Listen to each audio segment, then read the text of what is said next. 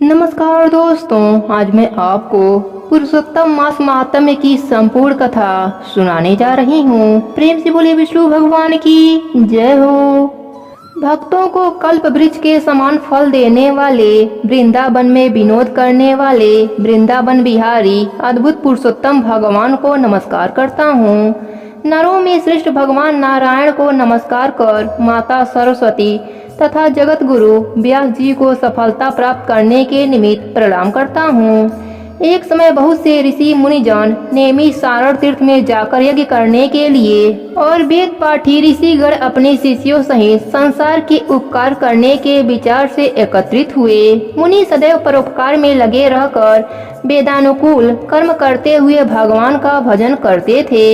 यह नैमिषारण्य क्षेत्र में यज्ञ करने के विचार से आए थे कि उसी समय सूत जी भी भ्रमण करते हुए वहां आ पहुँचे। सूत जी ने संसार सागर से पार उतारने वाले ऋषि गणों को शिष्यों सहित पाया तो नमस्कार करके सूत जी आनंद मग्न हो गए। ऋषियों ने प्रसन्न मुख शांत सरदूर युक्त परमार्थी आनंद स्वरूप मुनि सूत जी को नाम मुद्रा युक्त शंख और चक्र लिए, गोपी चंदन लगाए, तुलसी की माला तथा जटाओं के मुकुट धारण किए हुए महाशरणम इस महा अद्भुत मंत्र का जाप करते हुए वे सब शास्त्रों के सार के ज्ञाता, सब जीवों का हित करने वाले, इंद्रियों और क्रोध को जीतने वाले, जीवंत मुक्त जगत के गुरु के समान थे। वेद व्यास जी के कृपा पात्र होकर वे भी व्यास जी के समान ही इच्छा रहित थे। सूत जी को देखकर समस्त मुनिजन एक साथ ही उठकर खड़े हो गए। नैमिषारण्य के मुनियों ने कहा कि हमें अद्भुत कथाओं के सुनने की इच्छा है। तो सूत जी ने विनम्र हो बारंबार ऋषियों को शीश झुकाया। तब ऋषि बोले, परम भागवत सूत जी, चिरंजीवी हो, हमारे बनाए हुए इस उत्तम आसन पर विराजिए, क्योंकि आप थक गए होंगे। ऐसा कह सभी ऋषिगण बैठ गए। सूत जी मुनियों से तपोबुद्धि पूछकर अपने आसन पर बैठ गए। जब सूत जी की थकान दूर हुई तो मुनियों ने पूरी कथा सुनने के विचार से सूत जी से कहा। ऋषि बोले, हे सूत जी, आप महाभाग्यवान हो। गुरु कृपा से आपने भागवत रहस्यों का वर्णन करने की शक्ति प्राप्त की है। आप सब प्रकार से सुखी हो।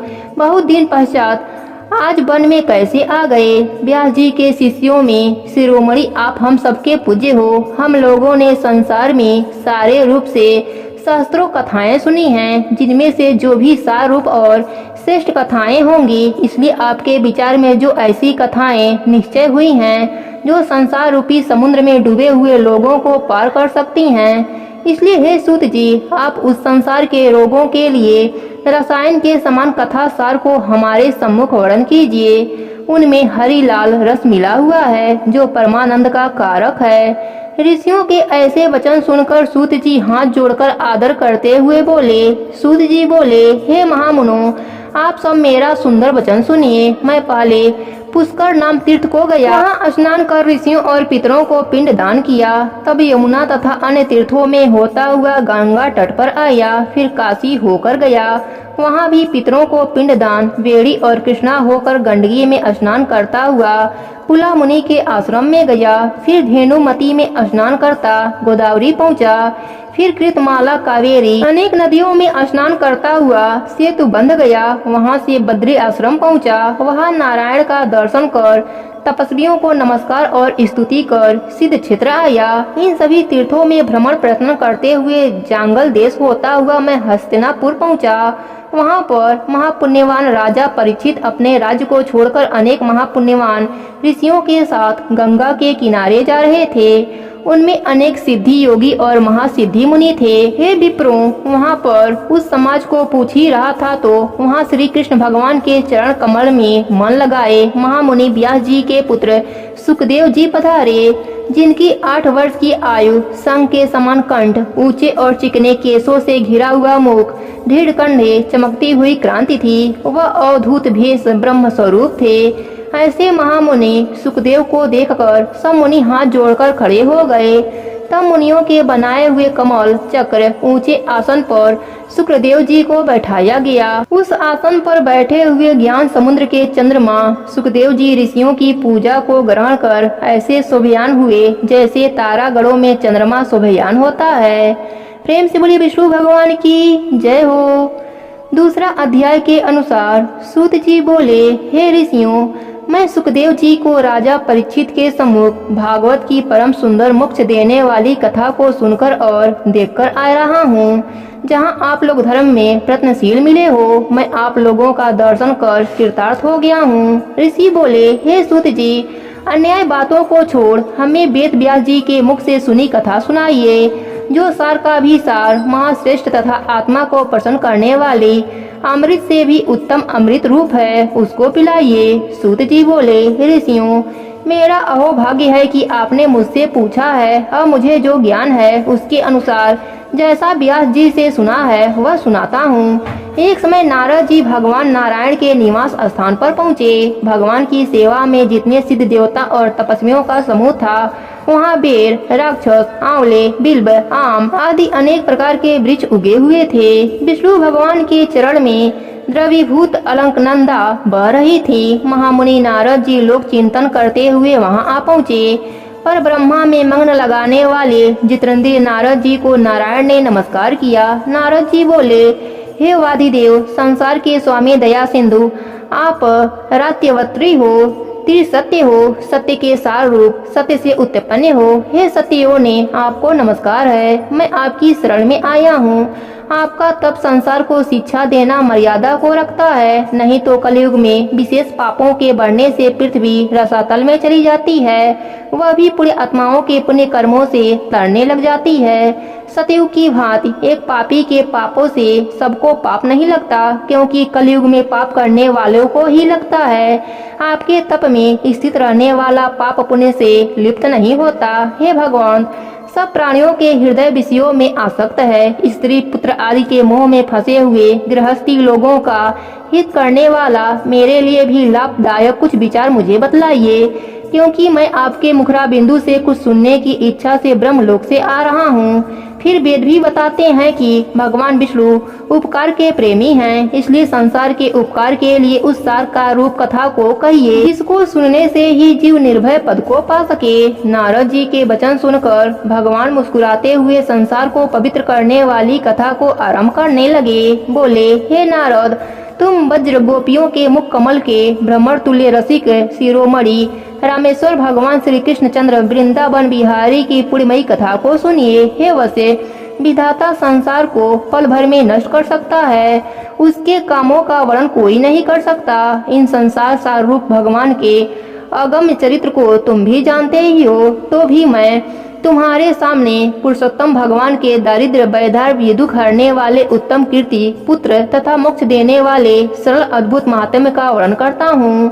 नारद जी बोले, भगवान, पुरुषोत्तम कौन से देवता हैं, महात्म के कौन से ऋषि हैं, यह सब मुझे विस्तार से बताइए। सूत जी बोले कि नारायण नारद जी के इन वचनों को सुन 2 घड़ी के लिए मन एकाग्र कर पुरुषोत्तम देवता का परिचय देते हुए बोले, पुरुषोत्तम नाम एक मास का नाम है, जिसके स्वामी कृपा सिंधु पुरुषोत्तम कहलाते हैं, इसलिए सबको ऋषि पुरुषोत्तम मास कहते हैं। इसका व्रत करने से पुरुषोत्तम भगवान प्रसन्न होते हैं। नारद जी बोले, मैंने स्वामियों सहित चैत्र आदि मास को तो सुना है, किंतु हे नाथ, पुरुषोत्तम मास कभी नहीं सुना।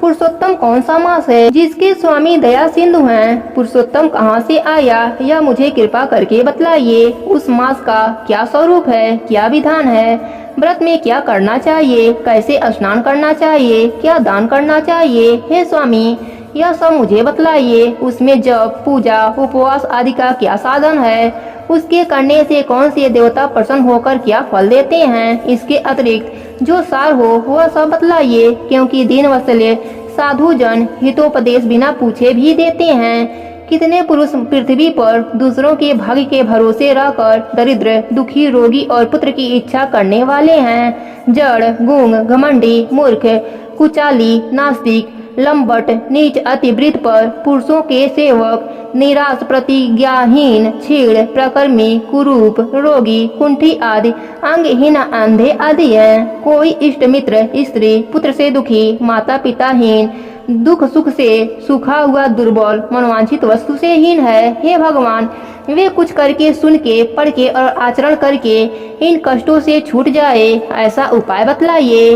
विधवापन, बचपन से लेकर रक्तपित्त, अपस्मार, राजक्षय आदि रोग, यह सब दोष समूह देखकर मैं बड़ा दुखी हूँ। हे कृपा सिंधु, इसलिए आप मेरे ऊपर कृपा कीजिए और मेरी प्रशंसा के लिए हे सर्वज्ञ सब तत्वों के ज्ञाता कोई आनंद देने वाला व्रत भली भांति समझाकर कहिए।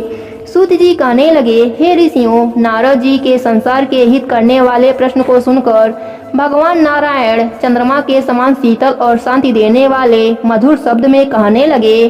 प्रेम से बोले विष्णु भगवान की जय हो। हे नारद जी, जो कुछ कृष्ण ने राजा युधिष्ठिर से कहा वही तुझसे कहता हूँ। एक समय धर्मराज युधिष्ठिर जुए में दुर्योधन से सब कुछ हार गए तो द्रौपदी के बालों को पकड़कर दुष्ट दुशासन ने खींचा और वस्त्र भी पकड़कर खींचे तो श्री कृष्ण भगवान ने रक्षा करी। उसके पश्चात युधिष्ठिर राज्य को छोड़कर काम्यक वन को चले गए। वहां पर वन में युधिष्ठिर आदि बाल बिखरे वन में रहने वाले हाथियों की तरह वन के फलों को खाकर अति दुख को प्राप्त हुए। एक समय देवकी के पुत्र श्री कृष्ण भगवान उनको दुखी जानकर काम्यक वन को गए। उस समय युधिष्ठिर श्री कृष्ण भगवान को देखकर ऐसे खुश हुए मानो देह में प्राण आ गए हो। वे बड़े प्रेम से मिले और हरि के चरण कमल में नमस्कार किया। द्रौपदी ने भी प्रणाम किया। राजा युधिष्ठिर को दुखी देखकर और ऐसे ही द्रौपदी को भी दुखी देखकर श्री कृष्ण भगवान भी अत्यंत दुखी हुए। जब विश्वात्मा भक्तवत्सल श्री कृष्ण भगवान ने दुर्योधन को भस्म करने के लिए कोप किया तो मानो करोड़ों काल कराल समान मुख से प्रलय काल की अग्नि उठी हो और दांतों को पीसते हुए मानो त्रिलोक को भस्म कर देंगे। तब अर्जुन श्री कृष्ण भगवान को क्रोध में उत्तेजित देखकर भय से कांप उठा। युधिष्ठिर और द्रौपदी तथा दूसरे उपस्थित वृंद हाथ जोड़कर भगवान को प्रसन्न करने के लिए स्तुति करने लगे। अर्जुन कहने लगे, हे कृष्ण, हे जगन्नाथ, हे नाथ, मैं जगत के बाहर नहीं हूँ, फिर आप मेरी रक्षा क्यों नहीं करते?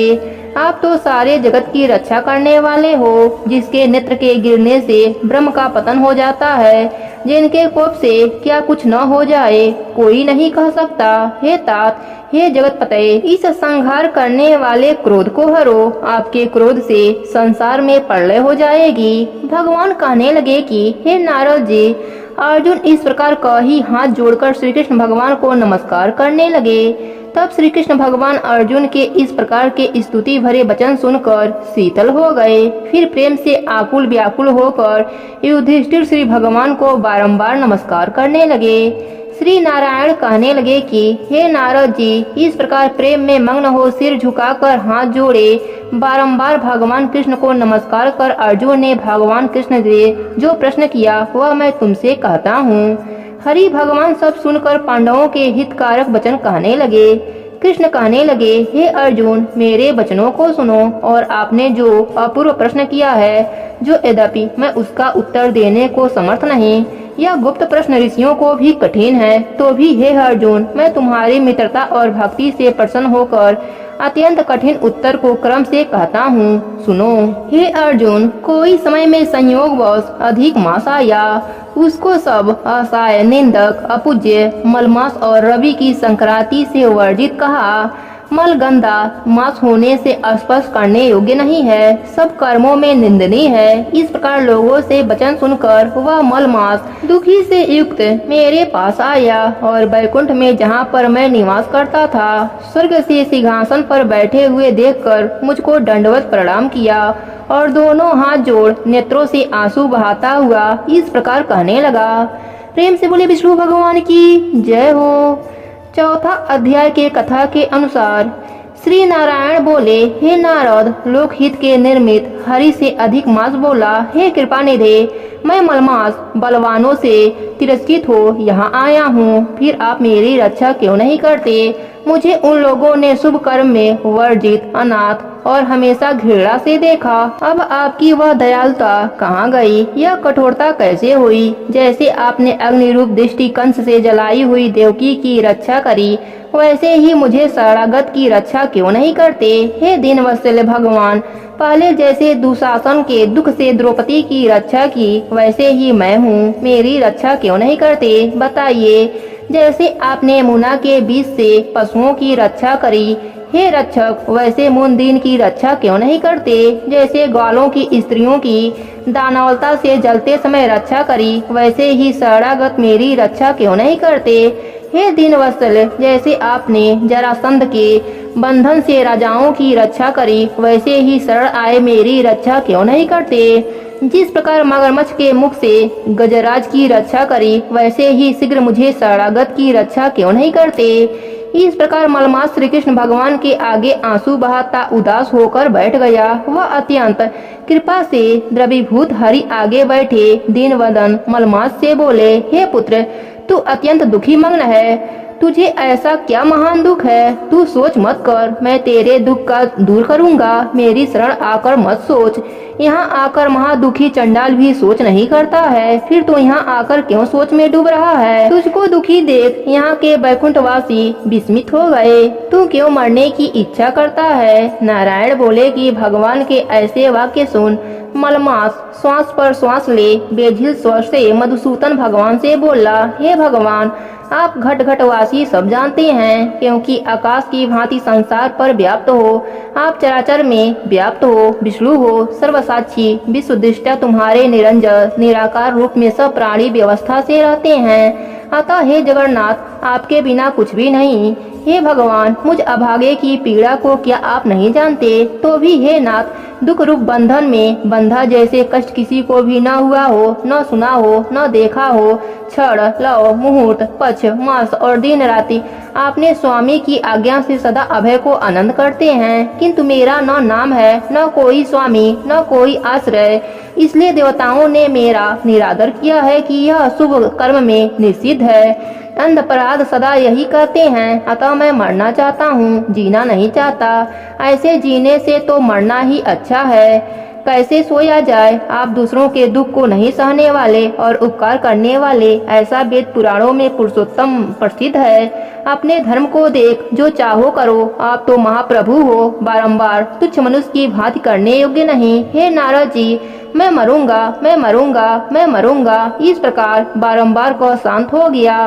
फिर शीघ्र निकट जा गिर पड़ा। उसको पड़े हुए देख सभा विस्मित हो गई। नारायण बोले, अधिक के ऐसे शांत होने पर महाकृपा युक्त श्री कृष्ण भगवान शरद चंद्र की किरणों से समान की नीति से युक्त मेघ के समान गंभीर शब्द से शोभयान वचन कहते हुए सूत जी से बोले, हे ऋषियों, वेद की सिद्धि में तत्पर पाप समूह के नाश करने को बड़ग्वाली के समान ऐसे आदि पुरुष भगवान के वचन सुनने की इच्छा वाले नारद जी प्रसन्न मन होकर बोले, प्रेम से बोले विष्णु भगवान की जय हो। पांचवा कथा के अनुसार नारायण बोले, हे तपोनिधे, चरणों के पास पड़ा हुआ अधिक मास के वचन को सुन के हरि भगवान बोले, हे अर्जुन, तुमसे बैकुंठ का वृत्तांत कहता हूँ, वह सुनो। श्री कृष्ण भगवान के नेत्रों से संकेत पाकर गरुड़ मूर्छित हुए, मलमास को अपने पंखों से हवा करने लगे। तब मलमास उठकर बोले, हे नाथ, मुझे यह अच्छा नहीं लगता। हे जगत के दाता, मुझ शरणागत को क्यों त्यागते हो? रक्षा करो, रक्षा करो। ऐसा कह कांपता हुआ बारंबार विलाप करते हुए मलमास से बैकुंठवासी ऋषि भगवान ने कहा, हे वत्स्य, तेरा दुख मुझे कष्ट से निवारण होने योग्य दिखता है। तू सोच मत कर, उठ उठ, तेरा कल्याण होगा। ऐसा कह पल भर मन में उपाय निश्चय कर फिर बोले, हे वत्स्य, मेरे साथ गोपियों को भी दुर्लभ गोलोक धाम को चला जा। गड़ी गड़ों के मध्य बैठे हुए दो भुजा वाले मुरलीधर नवीन मेघ के समान श्याम रंग कमल सीखे नेत्र ऐसे ईश्वर पुरुषोत्तम भगवान श्री कृष्ण चंद्र आनंद कंद रहते हैं। शरद चंद्रमा के समान शोभा से अत्यंत दीप्तमान मुख, करोड़ों कामदेवों की लावण्य व लीला स्थल, सुंदर पीताम्बरधारी, माला बंधार मालाओं से अलंकृत, श्रेष्ठ रत्नों का आभूषण धारे, प्रेम ही भूषण दोनों पर दया करने वाले, कस्तूरी केसर शोभित, मृग की लात से शोभित हृदय, सिर पर श्रेष्ठ रत्नों से जड़ित मुकुट धारे, कानों में कुंडल पहने, पार्षदों से घिरे हुए रत्नों से जटिल सिंहासन पर बैठे हुए, वे ही परब्रह्मा, वे ही पुराण पुरुषोत्तम निर्विकार अत्यंत परिपूर्ण प्रभु प्रकृति से परे ईशान निर्गुण नित्य विग्रह श्री कृष्ण गोलोक में तेरा दुख दूर कर देंगे।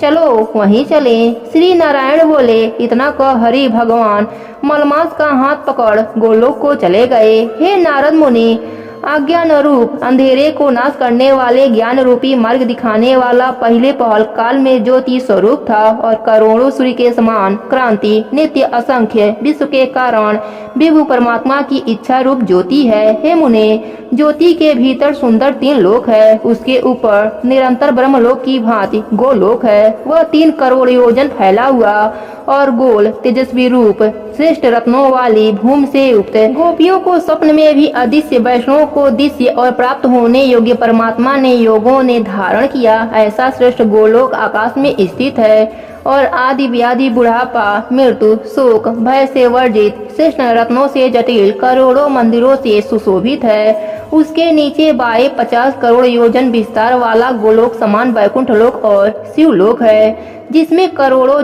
योजन लंबा और गोलाकार वैकुंठ लोक है। वहाँ पीले वस्त्रों से शोभयान वैष्णव जन हैं। वे वैष्णव शंख चक्र गदाधारी लक्ष्मी से सेवित 4 भुजा वाले और सब स्त्रियां लक्ष्मी के समान नुपुर मेखला की झंकारों के शब्दों से शोभयान हैं। गोलोक के दाहिनी और सृष्टि के प्रलय काल में भी नाश रहित पार्षदों से घिरा हुआ करोड़ों योजन विस्तार वाला शिवलोक है।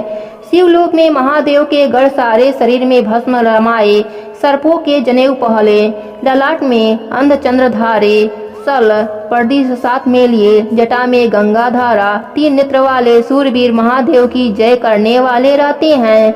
और गोलोक में निरंतर परमानंद कारक परम हर्ष को करने वाली अत्यंत मनोहर ज्योति हैं। उस ज्योति में अत्यंत सुंदर श्याम कमल के समान श्याम वर्ण, कमल समान लाल नेत्र, आनंद जनक निराकार परे से भी परे, जिसका योगी जन ज्ञान चक्षु से ध्यान करते हैं।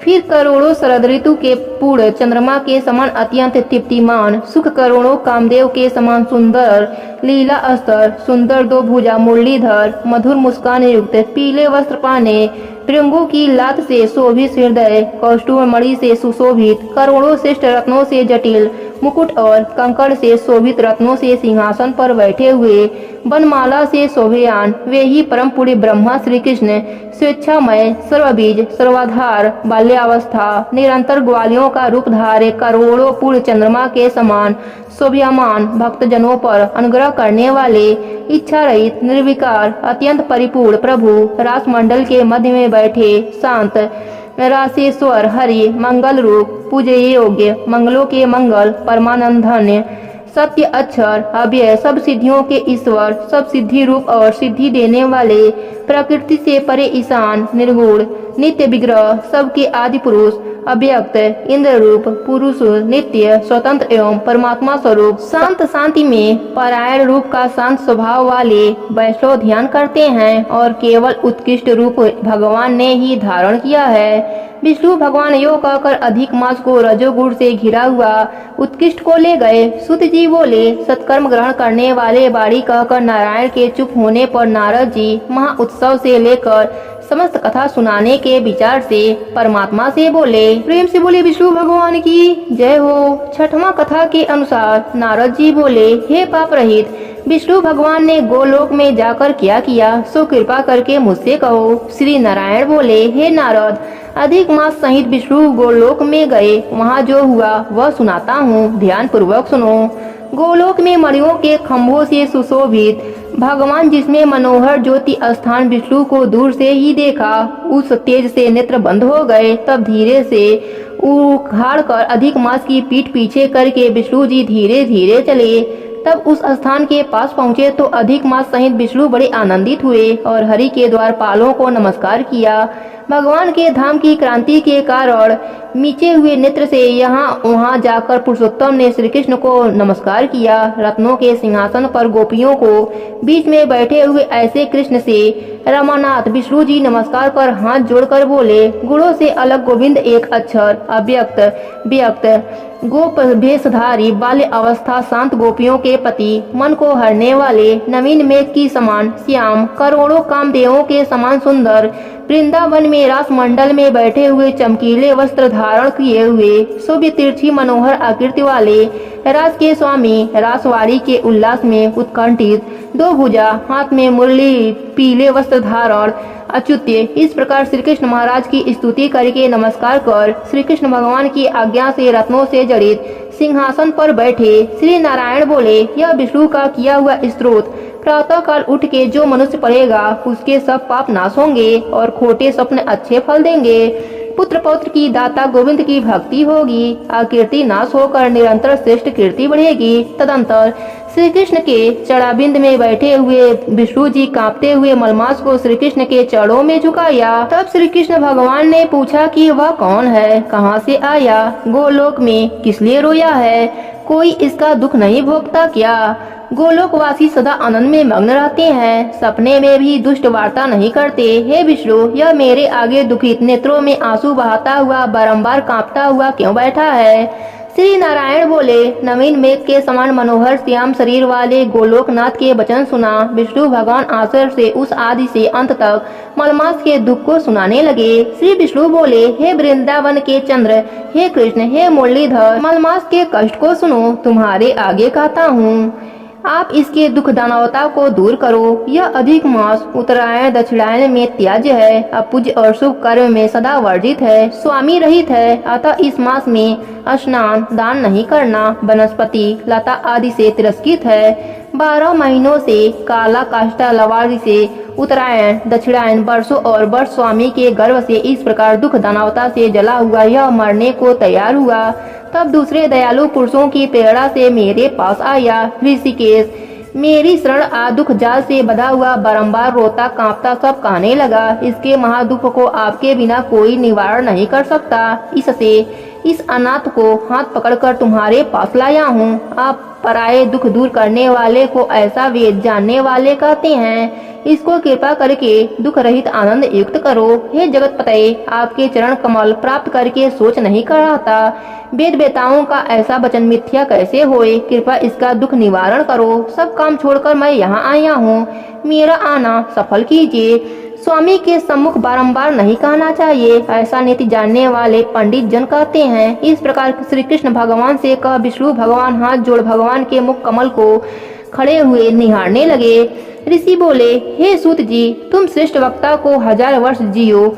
आप सेवन करने योग्य हो, क्योंकि आपके मुख से हरि लीला रूपी कथा अमृत को हम पी रहे हैं। हे सूत जी, विष्णु और श्री कृष्ण संवाद सब लोगों को उपकारी है। फिर गोलोकवासी श्री कृष्ण ने क्या कहा और क्या बताया? हे सूत, नारद जी ने नारायण से क्या पूछा? तुम परम भागवत हो, हरि हमें भगवान के परम औषधि रूपी वचन हमें सुनाइए। प्रेम से बोले कृष्ण भगवान की जय हो। 7वीं कथा के अनुसार सूत जी कहने लगे, हे तपोधने, जब विष्णु भगवान मलमास का अपार दुख कहकर चुपचाप आसन पर बैठ गए तो श्री कृष्ण ने भगवान को जो गुड़ा वचन कहे वह तुमसे कहता हूँ। श्री पुरुषोत्तम बोले, हे विष्णु, आपने बहुत अच्छा किया जो मलमास का हाथ पकड़कर यहाँ ले आए। इससे लोक में महान कीर्ति पाओगे। जिसको तुमने स्वीकार किया, जिसको मैंने भी स्वीकार कर लिया, इसको मैं अपने समान ही करूँगा। गुण वरदान मेरे समान भी गुण इसमें होंगे। जैसे मैं लोक में प्रसिद्ध हूँ, वैसे ही यह भी पुरुषोत्तम नाम से विख्यात होगा। जो गुण मुझ में है वही मैं इसे दे रहा हूँ। हे जनार्दन, तुम्हारी प्रशंसा के लिए मैंने अपने सभी गुण इसे दे दिए और मैं ही इसका स्वामी हूँ। यह पुरुषोत्तम के नाम से जगत पवित्र करेगा और मेरे समान होकर सब मासों का स्वामी होगा। अब यह जगत को पूज्य, जगत में नमस्कार करने योग्य होकर पूजनीय होगा और पूजने वालों का दुख दरिद्रता का नाश करेगा।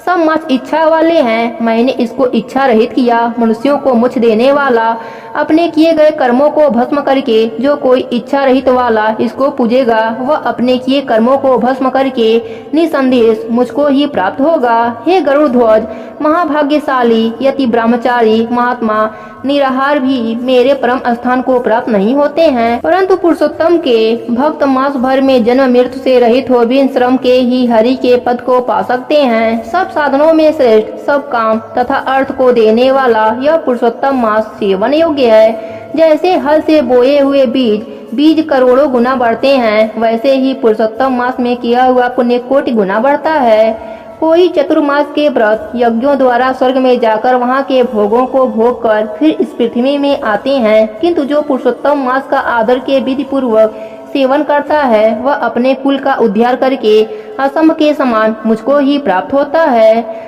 जो महा अज्ञानी मनुष्य इस मास में जप दान आदि नहीं करते और अच्छे कर्म नहीं करते, देव तीर्थ तथा ब्राह्मण से बैर रखते हैं, वे दुष्ट भाग्य वाले दूसरे के भाग्य पर जीने वाले हैं। उनको खरगोश के सिंह के समान सपने में भी सुख नहीं होगा।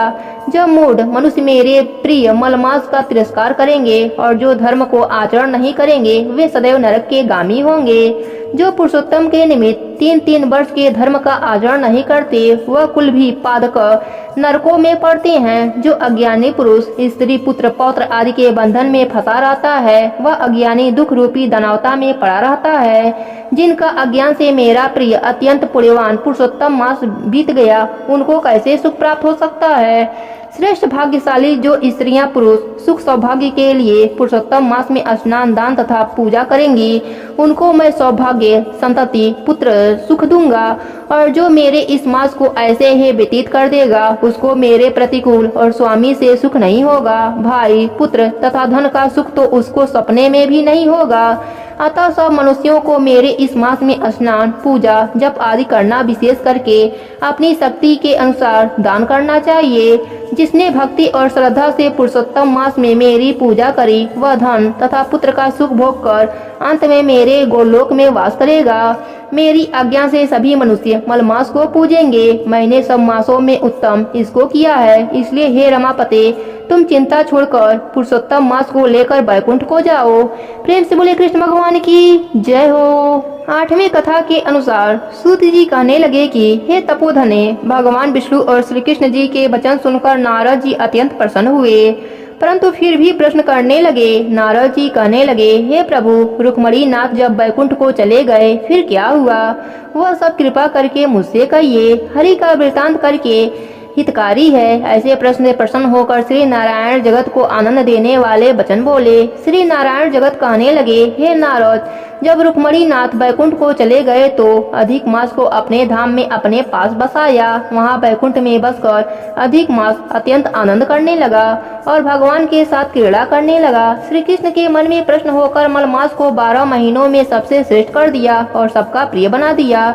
इस प्रकार भक्त वत्सल्य भगवान युधिष्ठिर और द्रौपदी को कृपा से देखते हुए अर्जुन से बोले, हे राज सिंह, दुख में डूबे होने के कारण तुमने तपोवन में आए पुरुषोत्तम का आदर नहीं किया और वृंदावन चंद्र का प्रिय मास आपके वन में रहने से अनजाने में चला गया। भय से दुखित मन वाले भीष्म द्रोण भी नहीं पाए और भय के द्वेष से तुमने नहीं जाना। वेद व्यास जी से प्राप्त विद्या आराधना में लगे रहे। भयंकर युद्धधारी अर्जुन इंद्रप्रस्थ गए, पर उसके दुख से दुखित भाग्यवश आप लोगों ने नहीं जाना। अतः अब क्या करना चाहिए?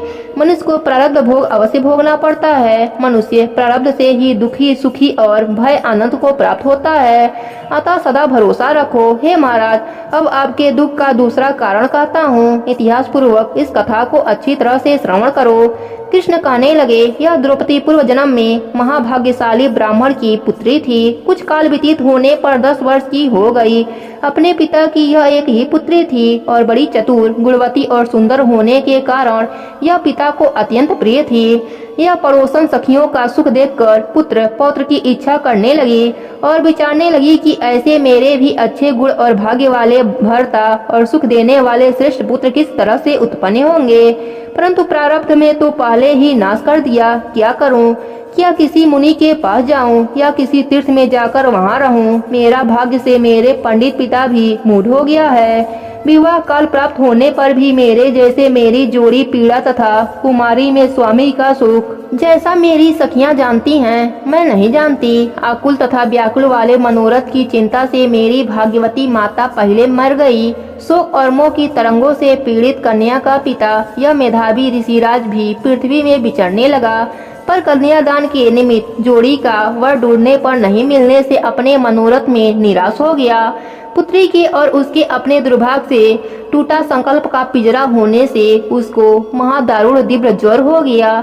जब वह ऋषिराज शरीर से अंतिम शूल होने के कारण व्याकुल हो गया और श्वास पर श्वास से युक्त होकर लौटा, घिरता घर आकर पृथ्वी पर गिर पड़ा। जैसे मदिरा पान करने से मूर्छा को प्राप्त हो जाता है और अपने पुत्री का स्मरण को प्राप्त हो जाता है और अपने पुत्री का स्मरण किया।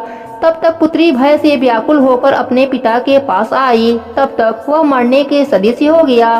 दैवयोग से अकस्मात कांपता हुआ और कन्यादान से प्रसंग से उठे हुए, महोत्सव से रहित, पूर्व काल के लिए गृहस्थी धर्मों से रहित होकर संसार की वासना को छोड़कर हरि के मन को लगाता वह मेधावी ऋषिराज श्री हरि पुरुषोत्तम को स्मरण करने लगा। हे कृष्ण, हे गोविंद, हे हरे, हे मुरारे, हे दामोदर, हे दीननाथ, हे ऋषिकेशर, आपको नमस्कार करता हूँ। आप मेरी इस संसार रूपी समुद्र से रक्षा कीजिए। इस प्रकार मुनि के वचन सुनकर बहुत जल्दी भगवान के पार्षद मरे हुए मुनि के जीवात्मा को लेकर भगवान बैकुंठ धाम को चले गए और वह पुत्री पिता को मरण सुनकर हाय हाय कर रोती और पिता की देह को गोदी में लेकर विलाप करने लगी। अत्यंत दुखित होकर दारुण विलाप करती हुई मानो उसका पिता जीवित हो अत्यंत व्याकुल होकर कहने लगी, हाय पिता, मुझको किसके सहारे छोड़कर विष्णु लोक को चले गए। हे तात, अब मैं पिता के बिना कैसे रहूंगी। न मेरे भाई हैं, न कोई कुटुंबी है। मेरी तपस्वी माता भी नहीं है जो मेरे भोजन तथा वस्त्रों की चिंता करे। अब इस दशा में मैं मर जाऊंगी, जीने से अब क्या काम। उसे इस प्रकार बारंबार रोते और विलाप करते हुए सुनकर उस वन में रहने वाले ब्राह्मण सोचने लगे कि अत्यंत करुणा भरे स्वर से इस तपोवन में कौन रो रहा है। फिर तपस्वी मेधावी ऋषि की पुत्री का रोना निश्चय करके वहां पहुँचे और वहां पुत्री की गोद में मरे हुए मुनि को देखकर वन के सब रहने वाले भी रोने लगे और पुत्री की गोद से मुर्दे को लेकर शमशान घाट में ले जाकर अत्येष्टि विधि के चारों तरफ कष्ट लगाकर जला दिया और कन्या को समझाकर सब अपने अपने घरों में चले गए और कन्या ने धैर्य धारण कर यथाशक्ति खर्च करके अपने पिता का अंतिम क्रिया किया। प्रेम से बोले कृष्ण भगवान की जय हो। नवमी कथा के अनुसार सूत जी कहने लगे कि इसके पश्चात नारद जी विस्मित युक्त हो मेधावी ऋषि की वृतांत पूछने लगे। नारद जी ने पूछा, हे मुने, फिर उस कन्या ने वन में क्या किया? क्या किसी ऋषि ने उसके हाथ साथ विवाह किया? नारायण कहने लगे, इस कन्या ने दुख के साथ अपने पिता का स्मरण करते हुए वहां आश्रम में रहकर कुछ काल व्यतीत किया। भाग्यवश एक दिन उस वन में अपनी इच्छा से विचरते हुए महाकोप वाले दुर्वासा मुनि आ गए। दुर्वासा मुनि को आता हुआ देखकर शोक सागर में डूबी हुई उस कन्या ने उठकर धीरज धारण करके मुनि का नाना प्रकार के फलों से आदर करके मुनि का पूजन किया। फिर मुनि कन्या आदर से कहने लगी, हे मुने, आपको नमस्कार है। मुझे दुर्भाग्य निवासिनी के आश्रम में आपका कैसे आना हुआ? आपके आने से मेरे भाग्य का उदय हो गया अथवा मेरे पिता के पुण्य प्रताप से मुझको समझाने के लिए आप आए हैं? आप जैसे महात्माओं के तीर्थ रूपी पांवों के रजकरण को स्पर्श कर मेरा जन्म सफल हो गया, जो आप जैसे महात्माओं का मुझको दर्शन हुआ है। इस प्रकार कहकर वह बाला उनके आगे चुपचाप होकर बैठ गई।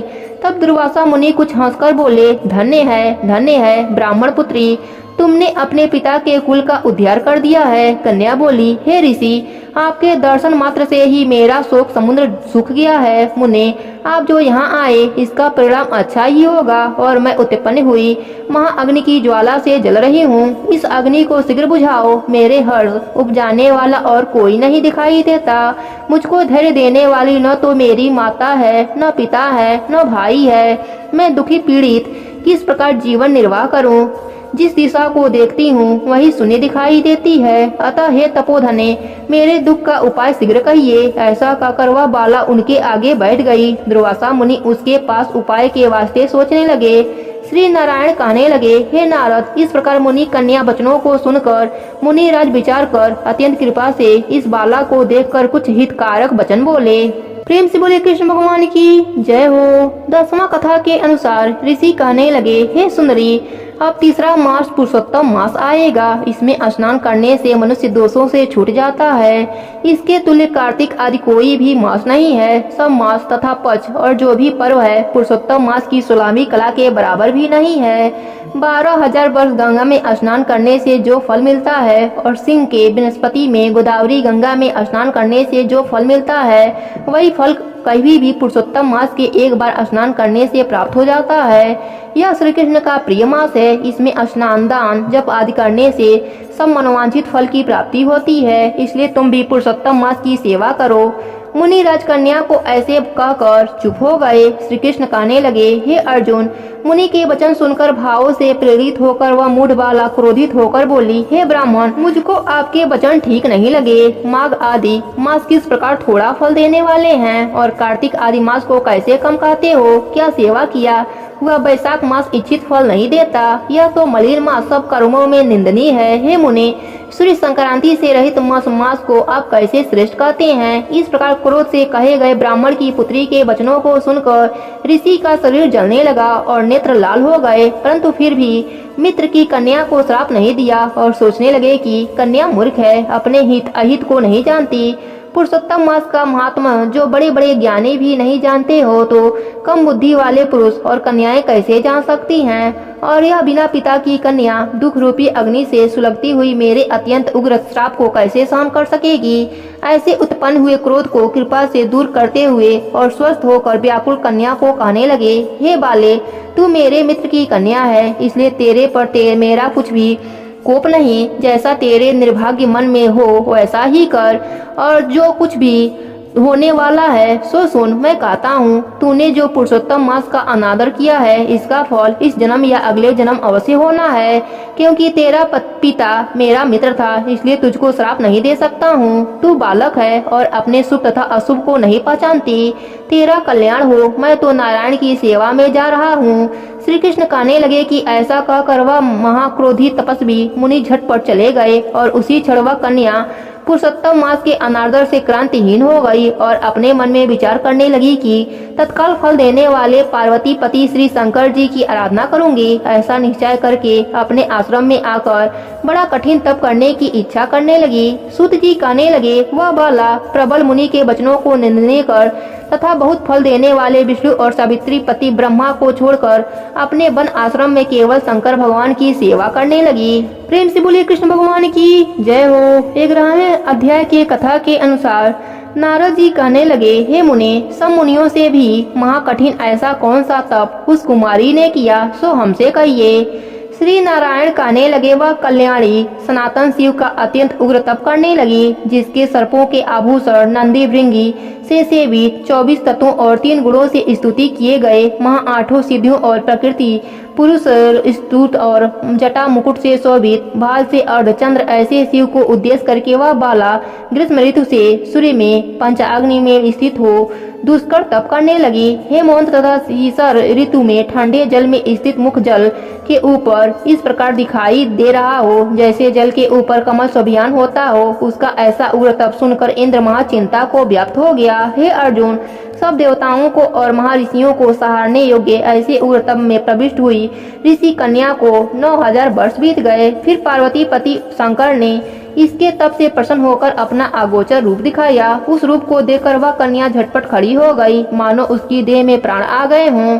तब से उसका शरीर जो दुर्बल हो गया था मानो हिष्ट पुष्ट हो गए। उस बाला ने नम्र होकर श्री शंकर को नमस्कार किया और विश्ववंदित श्री शंकर का मनोपचार से पूजन किया और उनकी स्तुति करने लगी। हे राजन, जब उस मेधावी ऋषि की तपस्विनी श्री शंकर भगवान की स्तुति करके शांत हो गई, तब महाउग्र तप से उसका किया हुआ स्तोत्र सुनकर प्रसन्न मुख वाले श्री सदाशिव बोले, हे तपस्विनी, तेरा कल्याण हो, मनवांछित वर मांग। महा आनंद में मग्न कुमारी ऐसा सुनकर प्रसन्न हुए शिव जी से यह वचन बोली, हे दीननाथ, यदि आप मुझ पर प्रसन्न हो तो मुझको पति दीजिए। ऐसा ही वह 5 बार कहकर शांत हो गई। तब शिव जी मुनि कन्या को कहने लगे कि हे कन्या, तूने अपने मुख से कहा है वैसा ही होगा। तूने 5 बार पति मांगा, सो हे सुंदरी, तेरे 5 पति होंगे। श्री कृष्ण कहने लगे, शिव जी के ऐसे अनीति प्रिय वचन सुनकर बाला बोली, हे सदाशिव, एक स्त्री के एक ही पति हो सकता है। कभी भी स्त्री 5 पति वाली न देखी न सुनी। एक पुरुष के 5 स्त्री हो तो सकती है, 5 पत्नियों वाली कैसे होगी? आपका ऐसा कहना योग्य नहीं। हे प्रभु, ऐसा वरदान देने में आपको ही लज्जा होगी। उस कन्या के ऐसे वचन सुनकर श्री शिव कहने लगे कि इस जन्म में नहीं, अगले जन्म में होंगे। वहाँ तू तपोबल से योगी से उत्पन्न नहीं होगी और वहाँ भारता से उत्पन्न सुख को प्राप्त होकर परम पद को प्राप्त होगी। दुर्वासा मेरा ही रूप है, तूने उसका तिरस्कार किया। यदि दुर्वासा कोपवान हो जाए तो तीनों लोगों को जला देंगे। तूने अत्यंत ब्रह्म तेज का तिरस्कार किया और तूने भगवान के प्रिय पुरुषोत्तम मास का व्रत नहीं किया, जिसको श्री कृष्ण भगवान ने सब ऐश्वर्य सौंप दिया है। हे बाले, मैं ब्रह्मा आदि देवता और नारद आदि तपस्वी जिन भी भगवान की आज्ञा नहीं टाल सकता, तूने उनको नहीं पूजा और अनादर किया, इसलिए तेरे 5 पति होंगे। हे बाले, जो पुरुषोत्तम मास की निंदा करता है वह घोर नरक में जाता है, उसके विपरीत कभी भलाई नहीं हो सकती। जो पुरुषोत्तम के भक्त हैं वह पुत्र, पौत्र और धन से युक्त हैं, इस लोक तथा परलोक की सिद्धि को प्राप्त होते हैं। हम सब देवता भी पुरुषोत्तम की सिद्धि को प्राप्त होते हैं, हम सब देवता भी पुरुषोत्तम की सेवा करते हैं। इस प्रकार कहकर श्री नीलकंठ महादेव तत्काल अंतर ध्यान हो गए। तब वह बाला चकित रह गई। सूत जी कहने लगे कि हे ऋषियों, सदाशिव के अंतर ध्यान होने से उस कन्या को भी चिंता हो गई। प्रेम से बोलिए कृष्ण भगवान की जय हो। 12वें अध्याय के कथा के अनुसार शंकर जी के चले जाने पर वह बाला हत शांति श्वास पर श्वास लेती हुई भयभीत होकर आंखों में आंसू लाकर रोने लगी। इसी प्रकार दुख से बहुत सा काल व्यतीत हो गया। फिर वह तपस्विनी भी बलवान काल से वश में हो गई। उसी समय बड़े धर्मात्मा राजा प्रद्युम्न ने उत्तम यज्ञ किया। उस यज्ञ कुंड में से एक कन्या उत्पन्न हुई। वही मेधावी ऋषि कन्या दूसरे जन्म में राजा द्रुमन की पुत्री द्रौपदी नाम से संसार में विख्यात हुई। सो यह राजा द्रुमन से स्वयंवर में मछली के बीचने पर अर्जुन को मिली। हे नारद, पुरुषोत्तम का अनादर करने से दुष्ट दुशासन ने इसके बाल को पकड़कर खींचा, परंतु उस समय बारंबार मेरे नामों को याद करने लगी। श्री कृष्ण कहने लगे कि यदि द्रौपदी को भूल ही गया था तो भी मेरे को स्मरण आई, और हे राजन, मैं तत्काल ही गरुड़ पर चढ़कर आया और अनेक प्रकार से खींचे हुए चीर को इतना बढ़ाया कि दुशासन उसको खींचता हुआ अचेत होकर गिर गया। सदैव मेरे में स्नेह करने वाली और पतिव्रता को पुरुषोत्तम मास के अनादर से मैंने भी उसको त्याग दिया। पुरुषोत्तम मास का तिरस्कार करने वाले को मैं भी गिरा देता हूँ। इसलिए सब प्रकार से पुरुषोत्तम मास ऋषियों और देवताओं को भी सेवन योग्य है, फिर मनुष्यों को तो अत्यंत ही मनवांछित फल देने वाला है। इसलिए जाने वाले पुरुषोत्तम मास की आराधना करो। 14 वर्ष पूरे हुए, अब सब कुछ अच्छा ही होगा। श्री नारायण कहने लगे। इस प्रकार श्री कृष्ण द्रौपदी और पांडवों को समझाकर द्वारकापुरी जाने की इच्छा से बोले, हे राजन, अभी विरह से व्याकुल द्वारकापुरी को मैं जा रहा हूँ। ऐसा कहने पर भगवान प्रेम में मग्न हो पांडु पुत्रों को धीरे धीरे लौटाकर द्वारकापुरी को चले गए। श्री नारायण बोले, श्री द्वारकानाथ के द्वारका जाने पर युधिष्ठिर अपने भाइयों सहित तप करते हुए तीर्थों में विचरने लगे। हे नारद, श्री भगवान के प्रिय पुरुषोत्तम मास को मन में धारण कर और श्री कृष्ण का वचन स्मरण कर अपने भाइयों और द्रौपदी से बोले, अहो, आप सबने पुरुषोत्तम मास का महात्म्य सुना है। पुरुषोत्तम को बिना पूजे कोई कैसे सुखी रह सकता है। इस लोक में वही पूज्य, वही धन्य और वही श्रेष्ठ हैं जो अनेक प्रकार से भगवान पुरुषोत्तम को पूजता है। इस प्रकार सब तीर्थों में विचरते हुए पुरुषोत्तम मास के प्राप्त होने पर विधिवत उसका व्रत करने लगे और 14 वर्ष व्यतीत हो जाने पर श्री कृष्ण भगवान श्री कृष्ण से अटकल राज्य को प्राप्त हुआ। उसी प्रकार सूर्यवंशी राजा ढीडवंत भी पुरुषोत्तम के सेवन से पुत्र और पौत्रों तथा अनेक प्रकार के सुखों का भोग कर योगियों को भी अति दुर्लभ भगवान के लोक को चले गए। प्रेम से बोलिए कृष्ण भगवान की जय हो। 13वें अध्याय की कथा के अनुसार ऋषि कहने लगे कि हे सूत जी, राजा धीर ढंढों को पुरुषोत्तम के सेवन करने राजपुत्र पौत्र और पतिव्रता स्त्री कैसे मिली और योगियों को भी अति दुर्लभ भगवान का लोक कैसे प्राप्त हुआ, इसलिए आप विस्तार से इस इतिहास को कहिए।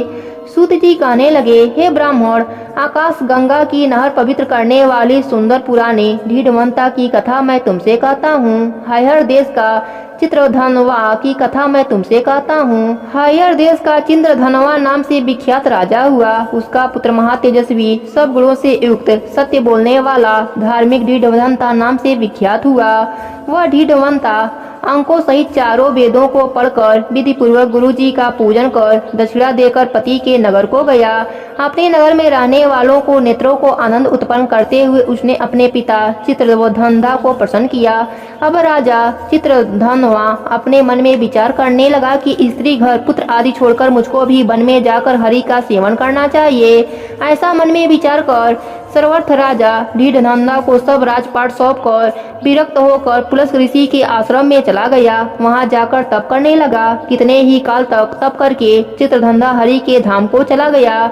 जेठरंधा ने जब अपने पिता की वैष्णव गीत को सुना तब अपने पिता की अवैध देह क्रिया की, फिर नगर में राज्य करने लगा। राजा की गुण सुंदरी नाम की स्त्री थी, उसके 4 पुत्र हुए और चारुमती नाम की एक कन्या हुई। उसके पुत्र चित्रवाक, चित्रवाह, मणिमान और चित्रकुंडल नामों से विख्यात हुए। श्री नारायण कहने लगे कि एक समय सोते हुए उस राजा के मन में यह विचार उत्पन्न हुआ कि मेरा यह सब वैभव किस पुण्य के प्रभाव से हुआ। न मैंने कोई तप किया, न दान किया, न कुछ हवन किया।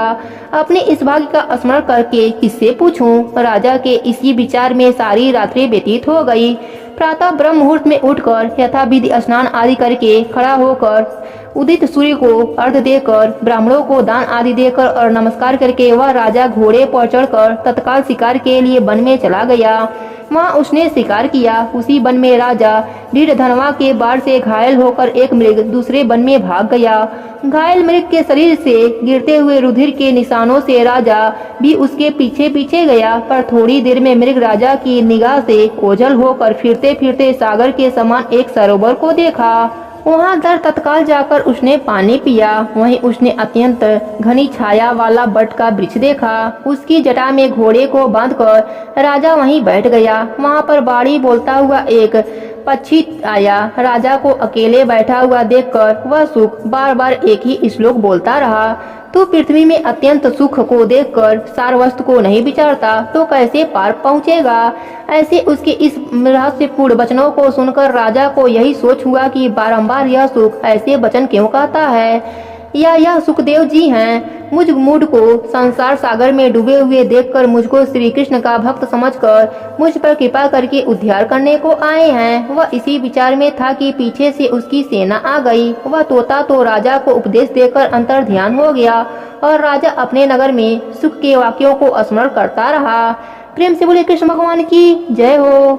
14वें अध्याय के कथा के अनुसार श्री नारायण बोले, राजा इस प्रकार चिंताग्रस्त रहता था कि एक समय वाल्मीकि ऋषि उसके वहां आए। राजा ने जल्दी से उठकर भक्ति सहित उसके चरणों में नमस्कार किया। तब वाल्मीकि ऋषि राजा को शांत देखकर कहने लगे, हे राजन, तेरे मन में जो कुछ भी चिंता हो वह तुम बिना संकोच कहो, क्या बात है। राजा ने कहा, महाराज, आपके चरणों की कृपा से सब सुख है, परंतु हे विद्वान, एक बड़ा भारी संदेह मेरे मन में है। सो उस वन के तोते के मुख से लगे हुए शूल को आप दूर कीजिए। वाल्मीकि ऋषि राजा के यह वचन सुनकर बोले, हे राजन, पूर्व जन्म में तुम द्रविड़ देश में ब्राह्मण के ताम्रवर्ण के किनारे उत्पन्न हुए थे। सुदेव तुम्हारा नाम था। तुम धार्मिक, सत्यवादी, जितना मिले उतने में ही संतुष्ट थे। तुम्हारी स्त्री उत्तम गुणों वाली गौतम ऋषि की पुत्री गौतमी के नाम से विख्यात थी। गृहस्थ आश्रम में धर्म को चलाने वाले सुदेव को कितना काल व्यतीत हो गया, परंतु उसके सतति नहीं हुई। एक दिन आसन पर बैठा हुआ अपनी स्त्री से सेवा करता हुआ थका हुआ वह ब्राह्मण कहने लगा, हे सुंदरी, संसार में पुत्र से परे कोई सुख नहीं है, क्योंकि तप दान से उत्पन्न पुत्र परलोक में सुख देते हैं। शुद्ध वंश में उत्पन्न हुए सतति इस लोक और परलोक में सुख देती है। उस श्रेष्ठ सतति को यदि प्राप्त न हुआ तो मेरा जीना भी व्यर्थ है। मैंने न पुत्र खिलाया, न उसे वेद अध्याय कराया, न उसका विवाह आदि किया, अतः मेरा जन्म व्यर्थ है। इसलिए मेरी मृत्यु शीघ्र हो जाए तो अच्छा है, मुझको आयु प्रिय नहीं है। इस प्रकार अपने पति के वचनों को सुनकर उस सुंदरी के मन में अत्यंत दुख हुआ और वह बोली, हे प्राणेश्वर, ऐसे तुच्छ वाक्य मत कहो। तुम्हारे जैसे वैष्णव सुरवीर कभी निराश नहीं होते। हे विप्र, आप सत्य धर्म में तत्पर रहें। आपने तो स्वर्ग जीता है। पुत्र की इच्छा है तो हरि जनार्दन की आराधना करो। वह ब्राह्मण श्रेष्ठ अपनी धर्म पत्नी के ऐसे वचन सुनकर निश्चय के साथ ताम्र नदी के किनारे चला गया। वहां जाकर पूर्ण तीर्थ में स्नान कर महाभयंकर तप करने लगा। ऐसे उस तपोनिधि के 4000 वर्ष व्यतीत हो गए। हे ब्राह्मण, उसके तप से त्रिलोकी कांप उठी। महाउग्र उस सुदेव का तप देखकर बड़े वेग से गरुड़ पर चढ़कर भक्तवत्सल श्री भगवान प्रकट हुए। श्री नारायण बोले, हे नारद जी, नवीन मेघ के समान चतुर्भुज जगत के पालन करने में समर्थ उन मुरारी के आनंदित मुख को देखकर बड़े हर्ष के साथ सुदेव ब्राह्मण ने मुकुट को साष्टांग नमस्कार किया। प्रेम से बोले कृष्ण भगवान की जय हो। 15वें अध्याय के कथा के अनुसार वाल्मीकि ऋषि कहने लगे, इस प्रकार विष्णु की स्तुति कर ब्राह्मण सुदेव हरि के आगे बैठ गया। तब भगवान ऐसी स्तुति सुन मेघ के समान गंभीर बाणी में बोले, हे वश्य, तुमने बड़ा घोर तप किया है, इसलिए जो इच्छा हो वह वर मांग ले। सुदेव बोला, हे नाथ, जो आप प्रसन्न है तो मुझको एक श्रेष्ठ पुत्र दीजिए। इस प्रकार ब्राह्मण के वचन सुनकर श्री भगवान बोले, हे वश्य, पुत्र का सुख विधाता ने तेरे भाग्य में नहीं लिखा है। मैंने तेरे भालपट के सब अक्षर देखे हैं, परंतु उसमें 7 जन्मों में भी तुझे पुत्र का सुख नहीं है। भगवान के ऐसे वज्र प्रहार जैसे निष्ठुर वचन को सुनकर जड़ से कटे हुए वृक्ष की तरह वह ब्राह्मण पृथ्वी पर गिर पड़ा। गौतमी अपने पति को इस प्रकार पड़े हुए देखकर अत्यंत दुखी हुई और स्वामी को पुत्र के सुख से रहित देखकर रोने लगी।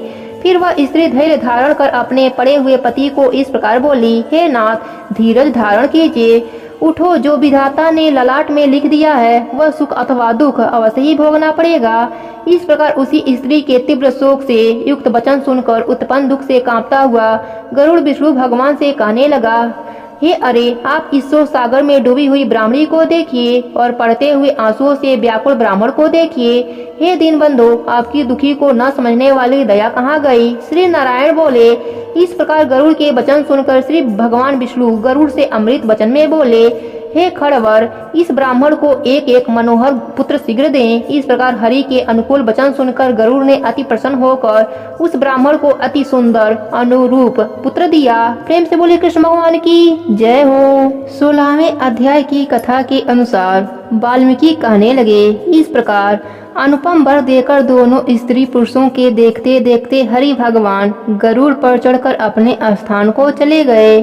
कुछ काल व्यतीत होने पर गौतमी के पुत्र उत्पन्न हुआ और सुदेव ने पुत्र के उत्पन्न होने पर अति प्रशंसा के साथ श्रेष्ठ ब्राह्मणों को बुलाकर जाति कर्म किया और स्नान कर ब्राह्मणों को बहुत सा धन दिया। पिता के मनोरथ के साथ माता के मन को आनंदित देने वाला वह पुत्र शुक्ल पक्ष के चंद्रमा के समान बढ़ने लगा।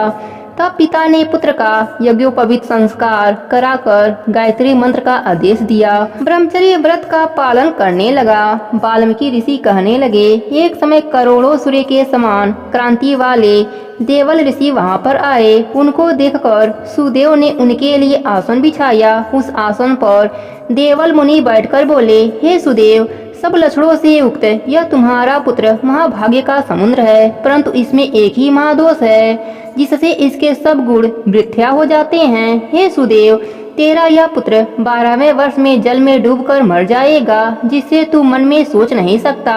अवश्य होने वाला तो होगा ही, इसमें कोई संशय नहीं है, इसका कोई उपाय नहीं है। वाल्मीकि जी कहने लगे, देवल ऋषि के ऐसे वचन सुनकर सुदेव शर्मा पृथ्वी पर गिर पड़े और देवल मुनि इतना कहकर ब्रह्मलोक को चले गए। और सुदेव देवल मुनि के वचनों को स्मरण कर बहुत काल तक विलाप करते रहे। फिर गौतमी पुत्र को गोदी में लेकर प्रेम से मुख चूमकर अपने पति से बोली, हे दिविजराज, होने वाली वस्तु से भय नहीं करना चाहिए। जो होने वाला है सो तो होगा ही, और जो नहीं होने वाला है वह कभी नहीं होगा। इसलिए हे नाथ, उठो और सब शरणागत जीवों के रक्षण निवारण पद को देने वाले सनातन हरि को भजो। वाल्मीकि ऋषि कहने लगे, इस प्रकार सुदेव ब्राह्मण अपनी स्त्री के वचन सुनकर सत्वगुण को प्राप्त हुआ और हृदय में हरि के चरण कमल को धारण कर अपने पुत्र से उत्पन्न दुख को तत्काल त्याग दिया। प्रेम से बोलिए विष्णु भगवान की जय हो। 17वें अध्याय के अनुसार एक दिन उनका पुत्र सुखदेव अपने मित्रों सहित बावड़ी में स्नान करने के लिए गया और अपने मित्रों सहित जल में प्रवेश करके नहाने लगा और जल में डूबकर मर गया। तब उसको जल के बाहर न आते देख उसके साथी हाहाकार करते हुए भागे और उन बालकों ने गौतम को जाकर सब वृतांत सुनाया। उन बालकों की अप्रिय वाणी को सुनकर वह पृथ्वी पर गिर पड़ा। इतने में सुदेव भी वन से आ गया और अपने पुत्र का मरण सुनकर कटे हुए वृक्ष की तरह पृथ्वी पर गिर पड़ा। फिर दोनों स्त्री पुरुष उठकर बावड़ी पर गए। वहां मरे हुए पुत्र को आलिंगन कर शरीर को गोदी में लेकर सुदेव शर्मा बारंबार पुत्र के मुख को चूमने लगा। गोदी में पड़े हुए मृत पुत्र को देखकर रोने लगा और विलाप करते हुए कहने लगा, हे पुत्र, मेरा सोच हरने वाली मनोहर बाड़ी कहो और मेरे मन को आनंद दो। तुम अमृत माता पिता को छोड़कर जाने के योग्य नहीं हो। हे वश्य, तुम्हारे श्री मित्र वेद पढ़ने के लिए बुला रहे हैं, तुम्हारा उपाध्याय पढ़ने के लिए बुला रहा है। तुम इस समय कैसे सो सकते हो? मैं तुम्हारे बिना नहीं जाऊंगा, न ही घर जाऊंगा। अब मेरा वन में क्या काम है? ऐसा कहते कहते भगवान नामों का उच्चारण करने लगा। प्रेम से बोलिए पुरुषोत्तम मास की जय हो। 18वां अध्याय के अनुसार इस प्रकार उस ब्राह्मण के विलाप को सुनकर 10 दिशाओं में गरजता हुआ अकाल मेघ आया। उस मेघ से पर्वतों को कंपयान करता हुआ, तीक्ष्ण स्वर करता हुआ बड़े वेग से वायु चलने लगी और अत्यंत जोर से महाबिजली चमकने लगी और मेघ शब्द के चारों दिशाएं पूरित हो गईं। इस प्रकार 1 मास तक ऐसा जल वर्षा की सारी पृथ्वी जल से भर गई, परंतु पुत्र शोक की अग्नि से तपे हुए उस ब्राह्मण को कुछ भी मालूम न हुआ। न उसने पानी पिया और न भोजन किया। पुत्र पुत्र इस प्रकार पुकारते हुए ही उसको सारा मास व्यतीत हो गया। वह मास श्री कृष्ण भगवान का प्रिय पुरुषोत्तम मास था। सो अनजाने में ही उस ब्राह्मण से पुरुषोत्तम मास की सेवा हो गई, जिससे अत्यंत प्रसन्न होकर श्री कृष्ण भगवान प्रकट हुए। उस समय मेघ बरसना बंद हो गया। फिर उस ब्राह्मण ने श्री कृष्ण भगवान को देखकर शीघ्र पुत्र को धरती पर रखकर स्त्री सहित श्री कृष्ण भगवान को दंडवत नमस्कार किया और हाथ जोड़कर श्री कृष्ण भगवान के आगे बैठ गए। अनजाने में पुरुषोत्तम मास के सेवन से प्रसन्न होकर भगवान अमृत वाणी से बोले, हे सुदेव, तुम धन्य हो और अत्यंत भाग्यवान हो। जो कुछ होने वाला है सो सुनो, मैं कहता हूँ। हे ब्राह्मण, तेरे इस पुत्र की 12,000 वर्ष की आयु होगी और हे द्विजोत्तम, तेरे को सुख देने वाला पुत्र होगा, इससे कोई संदेह नहीं है। मैंने प्रसन्न होकर तुमको पुत्र दिया। नारायण कहने लगे, हे नारद, भगवान के इतना कहने पर उस ब्राह्मण का पुत्र जीवित होकर उठ बैठा और ब्राह्मण और उसकी स्त्री दोनों ही पुत्र को देखकर महा आनंदित हुए और देवता भी पुष्पों की वर्षा करने लगे। सुखदेव जी ने उन दोनों माता पिता तथा श्री हरि को नमस्कार किया और गरुड़ भी पुत्र सहित ब्राह्मण को देखकर अत्यंत प्रसन्न हुआ। तब ब्राह्मण को आश्चर्य युक्त होकर श्री हरि को नमस्कार कर हाथ जोड़कर गदवाड़ी से संशय काटने लगे। आनंद सहित भगवान से पूछने लगा, भगवान, 4,000 वर्ष तक निरंतर महाकठिन तप करने पर आपने जो कठिन वचन मुझसे कहे थे कि मेरे 7 जन्मों में भी पुत्र का सुख नहीं है, उस वाक्य के उल्लंघन का हेतु और मरे हुए पुत्र को जीवित करने का कारण क्या है? प्रेम से बोले पुरुषोत्तम मास की जय हो। 19वां अध्याय के अनुसार नारायण जी ने कहा, हे नारद, भक्त वत्सल भगवान अपनी बाणी से सुदेव ब्राह्मण को प्रसन्न करते हुए बोले, हे दिविजराज, जिससे मैं प्रसन्न हुआ, क्या तुम यह नहीं जानते? मेरा प्रिय पुरुषोत्तम मास आने पर तुम दोनों स्त्री पुरुषों के उपवास कर यहाँ पर बैठने से पुरुषोत्तम मास की सेवा हुई। एक बार वेद में कहे गए साधनों को और दूसरी ओर पुरुषोत्तम मास के सेवन को जब ब्रह्मा जी तोड़ने लगे तो वेदाक्त साधन बहुत हल्के निकले और पुरुषोत्तम मास सेवन भारी हुआ। इसलिए संसार में पुरुषोत्तम मास अधिक पूज्य और मान्य है। जो मनुष्य जन्म लेकर श्री पुरुषोत्तम मास में जप तप स्नान आदि नहीं करते हैं, वे जन्म जन्मांतर में दरिद्र होते हैं। अतः सब प्रकार से यत्न करके मेरे प्रिय पुरुषोत्तम मास का सेवन करना चाहिए। जो पुरुषोत्तम की सेवा करेगा वह भाग्यवान धन्य होकर मुझको प्राप्त होगा। श्री नारायण बोले, इस प्रकार हे मुने, जगदीश्वर हरि भगवान कह के तत्काल गरुड़ पर चढ़कर अत्यंत पवित्र वैकुंठ लोक को चले गए। स्त्री सहित सुदेव ब्राह्मण मृतपाय होकर फिर जीवित हो गए और सुखदेव को देखकर रात दिन अत्यंत हर्षित होते रहे और कहने लगे कि यह अत्यंत आश्चर्य की बात है कि ऐसा मास कभी भी न देखा न सुना। इस प्रकार आश्चर्य युक्त होकर वह सुदेव ब्राह्मण अत्यंत श्रद्धा युक्त होकर पुरुषोत्तम का सेवन करने लगा। ऋषि वाल्मीकि कहते हैं, वहीं तुम राजा ढीढ़वंता विख्यात हुए। हे राजन, पुरुषोत्तम मास के सेवन से संपूर्ण ऋषियों के भोगने वाले हुए। हे राजन, जो तुमने मुझसे पूछा था सो सब मैंने तुमको बतलाया और पूर्व जन्म में जो सुखदेव तुम्हारा पुत्र था वही तोता था। हरि ने उसको झिलाया और सुखदेव नाम से विख्यात हुआ। वह सुखदेव 12,000 वर्ष तक आयु भोग कर वैकुंठ को गया। वही सुखदेव वन के सरोवर में बर के वृक्ष पर बैठकर संसार सागर में डूबे हुए विषय रूपी सर्प से तुझको अपने पूर्व जन्म पिता को देखकर कृपा से युक्त हो चिंतन करने लगा कि यदि मैं इस राजा को बोध नहीं कराऊंगा तो मेरा भी वध हो जाएगा। इस प्रकार मेरा इन श्रुति के वचनों को जानता वृथा हो जाएगा, इसलिए मुझको अपने पूर्व जन्म के पिता का उपकार अवश्य करना चाहिए। ऐसा सोचकर ही उस तोते ने तुमको ज्ञान दिया। प्रेम से बोले पुरुषोत्तम मास की जय हो। 20वां अध्याय के अनुसार सूत जी कहने लगे, नारायण के मुख से ढीढ़वंता के पूर्व जन्म के वृत्तांत को सुनकर नारद जी नारायण को पूछने लगे, हे तपोधनो, राजा ढीढ़वंता फिर वाल्मीकि ऋषि को क्या कहने लगे, सो कृपा करके आप मुझसे कहिए। श्री नारायण बोले, हे नारद, राजा ढीढ़वंता वाल्मीकि ऋषि से कहने लगा, हे मुने, यह मोक्ष देने वाला पुरुषोत्तम मास व्रत कैसे करना चाहिए और कैसी तथा किसकी पूजा करनी चाहिए और इसकी विधि क्या है, सो आप कृपा करके सब लोगों के हित के लिए मुझसे कहिए। वाल्मीकि मुनि बोले, हे राजन, ब्रह्म मुहूर्त में उठकर पर ब्रह्मा का चिंतन कर शौच आदि जाएं, फिर स्नान प्राणायाम करके संध्या वंदन करें। जब तक सूर्य का दर्शन न हो गायत्री का जप करते रहें, फिर सूर्य के मंत्रों से सूर्य को अर्घ्य देवें और सायंकाल अपने पैरों तथा भूमि को नमस्कार करें। फिर ऐसे स्मृतिया इस मंत्र से प्रार्थना करें, जो ब्राह्मण श्रद्धा से विधि पूर्वक संध्या करता है उसको तीनों लोकों में कुछ भी कठिन नहीं है। यह सब कृत्य दिन पूर्व भाग का है। इस प्रकार नित्य कर्म करके हरि का पूजन आरंभ करें। फिर व्रती पुरुष शुद्ध हो वाणी को नियम में करके शुद्ध गोल व चौकोर गोबर से लिपी हुई भूमि पर व्रत का सिद्धि के लिए चावलों से 8 डल वाला कमल बनावें। फिर स्वर्ण, चांदी अथवा तांबे या मिट्टी का नवीन छिद्र रहित शुद्ध कलश उस मंडल के ऊपर स्थापित करें। फिर से कलश में तीर्थों का आवाहन करें। गंगा, गोदावरी, कावेरी, सरस्वती मेरी शांति के लिए पापों का नाश करने के लिए आओ।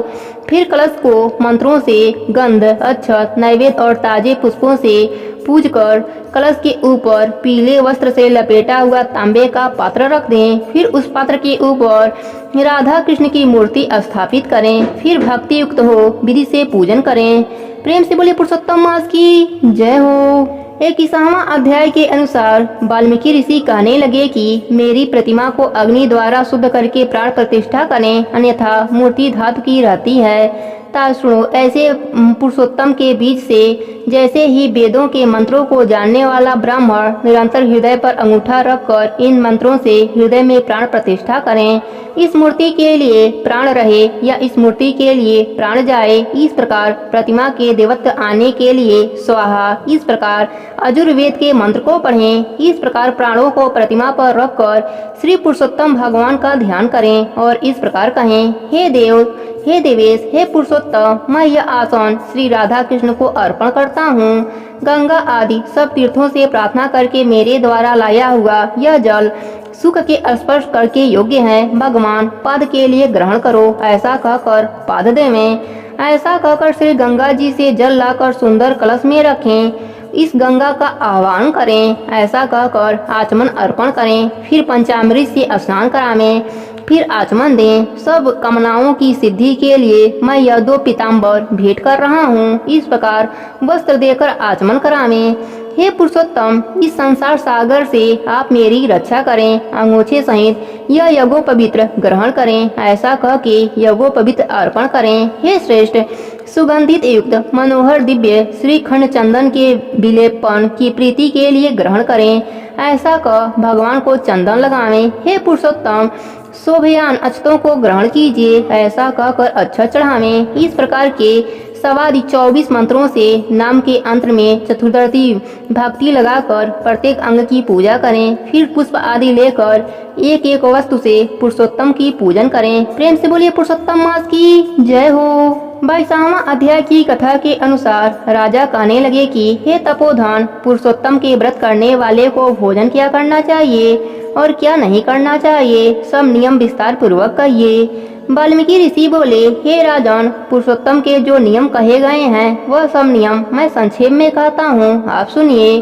पवित्र होकर पुरुषोत्तम मास में गेहूँ, चावल, मिश्री, मूंग, जौ, तिल, मटर, अदरक, साग, ककड़ी, केला, सेंधा, दही, घी, मक्खन, आम, हरद, पीपल, जीरा, सोंठ, इमली, सुपारी, इलायची, आंवला लेना चाहिए तथा बिना तेल के पकाए हुए यह सब भोजन कहे गए हैं। सब प्रकार के आमिष और मांस आदि, बेर, राई, नशे वाले पदार्थ, दाल, तिलों का तेल, लोहे से दूषित, भाव से दूषित, क्रिया से दूषित, शब्द से दूषित ऐसे अन्यों को त्याग दें। पुरुषोत्तम मास में देव, वेद, ब्राह्मण, गुरु, गौ, व्रत करने वाले स्त्री, राजाओं और महात्माओं की निंदा न करें। अपनी शक्ति के अनुसार भगवान विष्णु की प्रशंसा के लिए व्रत भी करें। वाल्मीकि ऋषि कहते हैं, हे राजन, व्रत करने वाला कार्तिक अथवा माघ मास में भी इन नियमों का पालन करें, अन्यथा नियम के बिना व्रती मनुष्य व्रत के फल को प्राप्त नहीं होता। यदि शक्ति हो तो भी न खाकर पुरुषोत्तम मास का व्रत करें। यदि निराहार न रहा जाए तो घी पीले में अथवा मांगा हुआ दूध पीले में यह व्रत करने वाला शक्ति के अनुसार फलाहार कर ले में। बुद्धिमान पुरुष जैसे व्रत भंग नहीं हो वैसे ही कर ले में। पुरुषोत्तम मास में 1 लाख तुलसी दल से शालिग्राम का पूजन करने से अनन्य पुण्य होता है। जो इस विधि से पुरुषोत्तम मास का व्रत करते हैं उनको देखकर यमराज के दूत दूर भाग जाते हैं। हे राजन, इस मास का व्रत 100 यज्ञों से भी श्रेष्ठ है। 100 यज्ञों के करने से स्वर्ग प्राप्त होता है। पुरुषोत्तम मास का व्रत करने से गोलोक प्राप्त होता है। पृथ्वी में जितने तीर्थ हैं और क्षेत्र हैं वे सब पुरुषोत्तम मास का व्रत करने वाले के शरीर में वास होता है। प्रेम से बोलिए पुरुषोत्तम मास की जय हो। 23वें अध्याय की कथा के अनुसार राजा ने कहा, हे मुनि श्रेष्ठ, पुरुषोत्तम मास में दीप दान का क्या फल है, सो आप कृपा करके मुझसे कहिए। वाल्मीकि ऋषि बड़े हर्ष से कहने लगे, भाग्यनगर में चिंतबाहु नाम का राजा राज्य करता था। वह सत्य प्रतिज्ञा वाला, बुद्धिमान, सूरवीर, क्षमाशील, सब धर्मों को जानने वाला, शील रूप, दया से युक्त, पूजनीय भगवान का भक्त था। एक दिन दूर से आए हुए अगस्त मुनि को देखकर दंडवत नमस्कार कर विधि से पूजन करके भक्ति से आसन बिछाकर ऋषि के आगे बैठकर विनय से नम्रता के साथ बोला, आज मेरा जन्म सफल हुआ जो श्री कृष्ण के सेवक मेरे घर पर आए। फिर सिर झुकाकर राजा हाथ जोड़कर कहने लगा, महाराज, मेरे यहाँ बहुत सी लक्ष्मी और अकटंक राज्य कैसे हुआ, यह पवित्रता स्त्री कैसे प्राप्त हुई, ऐसा मैंने कौन सा अच्छा कार्य किया था, यह सब कृपा करके मुझसे कहिए। अगस्त जी राजा से कहने लगे, राजन, मैं तेरे पूर्व जन्म का चरित्र कहता हूँ। सुंदर चमत्कारिक पुरी में मणिग्रीव नाम से तू नास्तिक, दुष्ट चरित्र वाला, कृतज्ञ, खोटी नीति वाला था, परंतु तेरी यह सुंदर स्त्री मन, कर्म और वाणी से पति सेवा में परायण, पतिव्रता, महाभाग्यशाली, धर्म में निष्ठा वाली थी। तू पाप करने वाला, जाति वाले और भाई बंधुओं से त्यागा हुआ था। क्रोधी राजा ने तेरा सब उत्तम धन छीन लिया। फिर जो कुछ बचा वह जात के लोगों ने छीन लिया। सब धन के चले जाने पर तुमको बड़े भारी धन की इच्छा हुई। धन के नाश होने पर अत्यंत उद्विग्न मन को हो जाने पर इस पवित्रता स्त्री ने तेरा त्याग नहीं किया। हे राजन, इस प्रकार वन में तू रहता था। एक दिन मणिग्रीव धनुष उठाकर मृग के मांस के लिए बहुत से सिंह मृगों से भरे हुए वन को गया। उस मनुष्य रहित वन के मार्ग में उग्रदेव के नाम से प्रसिद्ध एक मुनि दिशा भूलकर दोपहर होने से अत्यंत पीड़ित मूर्छित होकर वहां पर गिर पड़े। तब उस मार्ग के भूले हुए दुखित ब्राह्मण को देखकर तेरे मन में दया उत्पन्न हो गई और तू उसको उठाकर अपने आश्रम में ले आया। तुम दोनों स्त्री पुरुषों ने उस उग्रदेव और अत्यंत सेवा की। तब वह महायोगी चैतन्यता को प्राप्त होकर आश्चर्य करने लगा कि मैं यहाँ था और इस वन में मुझको कौन लाया। उग्रदेव बोला, मैं तुमको नहीं जानता हूँ कि तुम कौन हो, सो बताओ, क्योंकि बुद्धिमान ब्राह्मण को बिना जाने हुए नहीं रहना चाहिए। मणिग्रीव कहने लगा, हे द्विज साल, मैं भाई बंधु तथा जात के लोगों से त्यागा हुआ मणिग्रीव नाम का शूद्र हूँ। उग्रदेव ने शूद्र के वचनों को सुनकर अत्यंत प्रशंसा से फलाहार कर जल दिया। तब मणिग्रीव बोला, हे मुनि श्रेष्ठ, मनुष्य रहित, बिना जल के, दुष्ट सिंह, व्याघ्र जंतुओं से परिपूर्ण इस महावन में आपको कहाँ से आ गए। उग्रदेव जी बोले, मैं ब्राह्मण हूँ, प्रयाग जाने की इच्छा से इस अनजान वन में आ गया। तुमने मुझको जीवन दान दिया, अतः बताओ तुमको क्या प्रदान करूँ। हे मणिग्रीव, किस दुख से तुम दोनों स्त्री पुरुषों ने वन का आश्रय लिया, सो मुझसे कहो, मैं तुम्हारे सब दुख दूर करने की चेष्टा करूँगा। अगस्त ऋषि कहने लगे, इस प्रकार स्त्री के सामने उग्रदेव के वचनों को सुनकर मणिग्रीव मुनीश्वर की प्रार्थना कर दरिद्रता रूपी समुद्र से पार उतरने के लिए अपने अत्यंत भयंकर अनेक कर्म विलाप को कह सुनाया। प्रेम से बोले पुरुषोत्तम मास की जय हो। 24वां अध्याय के कथा के अनुसार उग्रदेव को मणिग्रीव सब कुछ बताकर बोला, हे ब्राह्मण, इस समय मुझ पाप युक्त पर आप अनुग्रह करो। मेरे किसी पूर्व जन्म के पुण्य से ही आप इस गहन वन में आए हैं। आप उपदेश रूप पदार्थ से हमको कृतार्थ कीजिए, जिससे मेरा यह तीव्र दरिद्र क्षण भर में नष्ट हो जाए और अतुल वैभव को प्राप्त होकर मैं स्वेच्छा से विचरूं। उग्रदेव जी बोले, हे महाभाग, तुम कृतार्थ हुए जो तुमने मेरा अतिथि सत्कार किया है, इसी से तुम्हारा कल्याण होगा। बिना व्रत, बिना तीर्थ, बिना दान, बिना परिश्रम तेरा दरिद्र नष्ट हो जाएगा। ऐसा ही मैंने निश्चय किया है। इस मास के आगे तीसरा पुरुषोत्तम मास है, इसलिए तुम दोनों स्त्री पुरुष यत्न के साथ श्री पुरुषोत्तम भगवान की प्रशंसा के लिए तिल दान करना, जिससे तुम्हारी यह तीव्र दरिद्र मूल सहित नष्ट हो जाएगी। तिलों के सेवन से दीप दान करना, ऐश्वर्य होने पर घी से करना। इस समय वन में बसते हुए तेरे लिए कोई दूसरा उपाय नहीं है। अगस्त जी बोले, इस प्रकार कहकर श्रेष्ठ ब्राह्मण दोनों हाथों में मुरली लिए श्री कृष्ण भगवान को स्मरण करता हुआ प्रयाग की तरफ चल दिया। 2 महीने व्यतीत होने पर जब श्री कृष्ण पुरुषोत्तम मास आया, तब गुरु भक्ति में तत्पर दोनों स्त्री पुरुष उस मार्ग में दीपक करने लगे। आलस्य रहित वे दोनों ऐश्वर्य के लिए इंदुली के तेल से दीपक जलाने लगे और इसी तरह सारा पुरुषोत्तम मास बिताया। उग्रदेव की कृपा से अंतःकरण को शुद्ध करके अंत में मरण को प्राप्त हो वे स्वर्ग हो गए और वहाँ के सब भोगों को भोग कर उग्रदेव की कृपा से वे दोनों श्रेष्ठ जन्म को प्राप्त हुए। पूर्व जन्म में जो मृग सिंह में तुम तत्पर थे, इस जन्म में वीरबाहु के पुत्र चित्रबाहु के नाम से विख्यात हुए। इस तरह तेरे आधे अंग को हरने वाली जो तेरी स्त्री है, वह पति के पुण्य का आधा भाग लेती है। इंगुदी तेल से श्री पुरुषोत्तम मास में दीप दान करने से तेरा आकटक राज्य है। जो मनुष्य घी से अथवा तिलों के तेल से अखंड दीपक करे तो फिर कहना ही क्या है। पुरुषोत्तम मास में दीपक का ऐसा ही फल है, इसमें संशय नहीं है। उपवास आदि को पुरुषोत्तम मास का व्रत करें तो फिर कहना ही क्या है। वाल्मीकि जी बोले, इस प्रकार अगस्त्य जी राजा चित्रबाहु के पूर्व जन्म की कथा कहकर सत्कार को प्राप्त होकर नाश रहित आशीर्वाद देकर वहां से चले गए। प्रेम से बोले पुरुषोत्तम मास की जय हो। 25वां अध्याय की कथा के अनुसार राजा कहने लगे, हे राजन, हे मुने, अब कृपा करके पुरुषोत्तम मास के व्रत के उद्यापन की विधि कहिए। पुरुषोत्तम मास के कृष्ण पक्ष में 14, 9, अष्टमी इन तिथियों में उद्यापन करना चाहिए। इस पूरी पुरुषोत्तम मास में प्रातः काल उठकर प्रातः काल की सब क्रिया करके जैसे सामग्री मिले उसी से 30 ब्राह्मणों को न्योता देवें। यदि शक्ति न हो तो 5 या 7 ब्राह्मणों को न्योता देवें। दोपहर में सुंदर मंडल बनावें। मंडल के ऊपर तांबा या मिट्टी के छिद्र रहित 4 कलश स्थापित करें। चारों दिशाओं में पुरुषोत्तम भगवान की प्रीति के लिए कलशों पर श्रेष्ठ नारियल धरें। उन चारों कलशों पर वासुदेव, हलधर, प्रद्युम्न, उत्तम देव, अनिरुद्ध इन चारों को स्थापित करें। फिर वेद वेदांग के पारगामी वैष्णव आचार्य को बुलाकर उस मंडल के बीच में, जिसमें 4 ब्राह्मणों को जप के लिए वर्ण करें, उन ब्राह्मणों को अंगूठी आदि से युक्त 2-2 वस्त्र देवें। बड़े आनंद से वस्त्र आभूषणों से युक्त आचार्य को विभूषित करें। फिर देह की शुद्धि के लिए प्रायश्चित करें। फिर पूर्व कही हुई विधि से स्त्री सहित पूजन करें। वर्ण किए हुए ब्राह्मणों से 4 प्रकार की चतुर्वेद की जप करावें। चारों तरफ 4 अखंड दीपक जलावें। फिर कर्म से नारियल आदि से अर्धदान करें।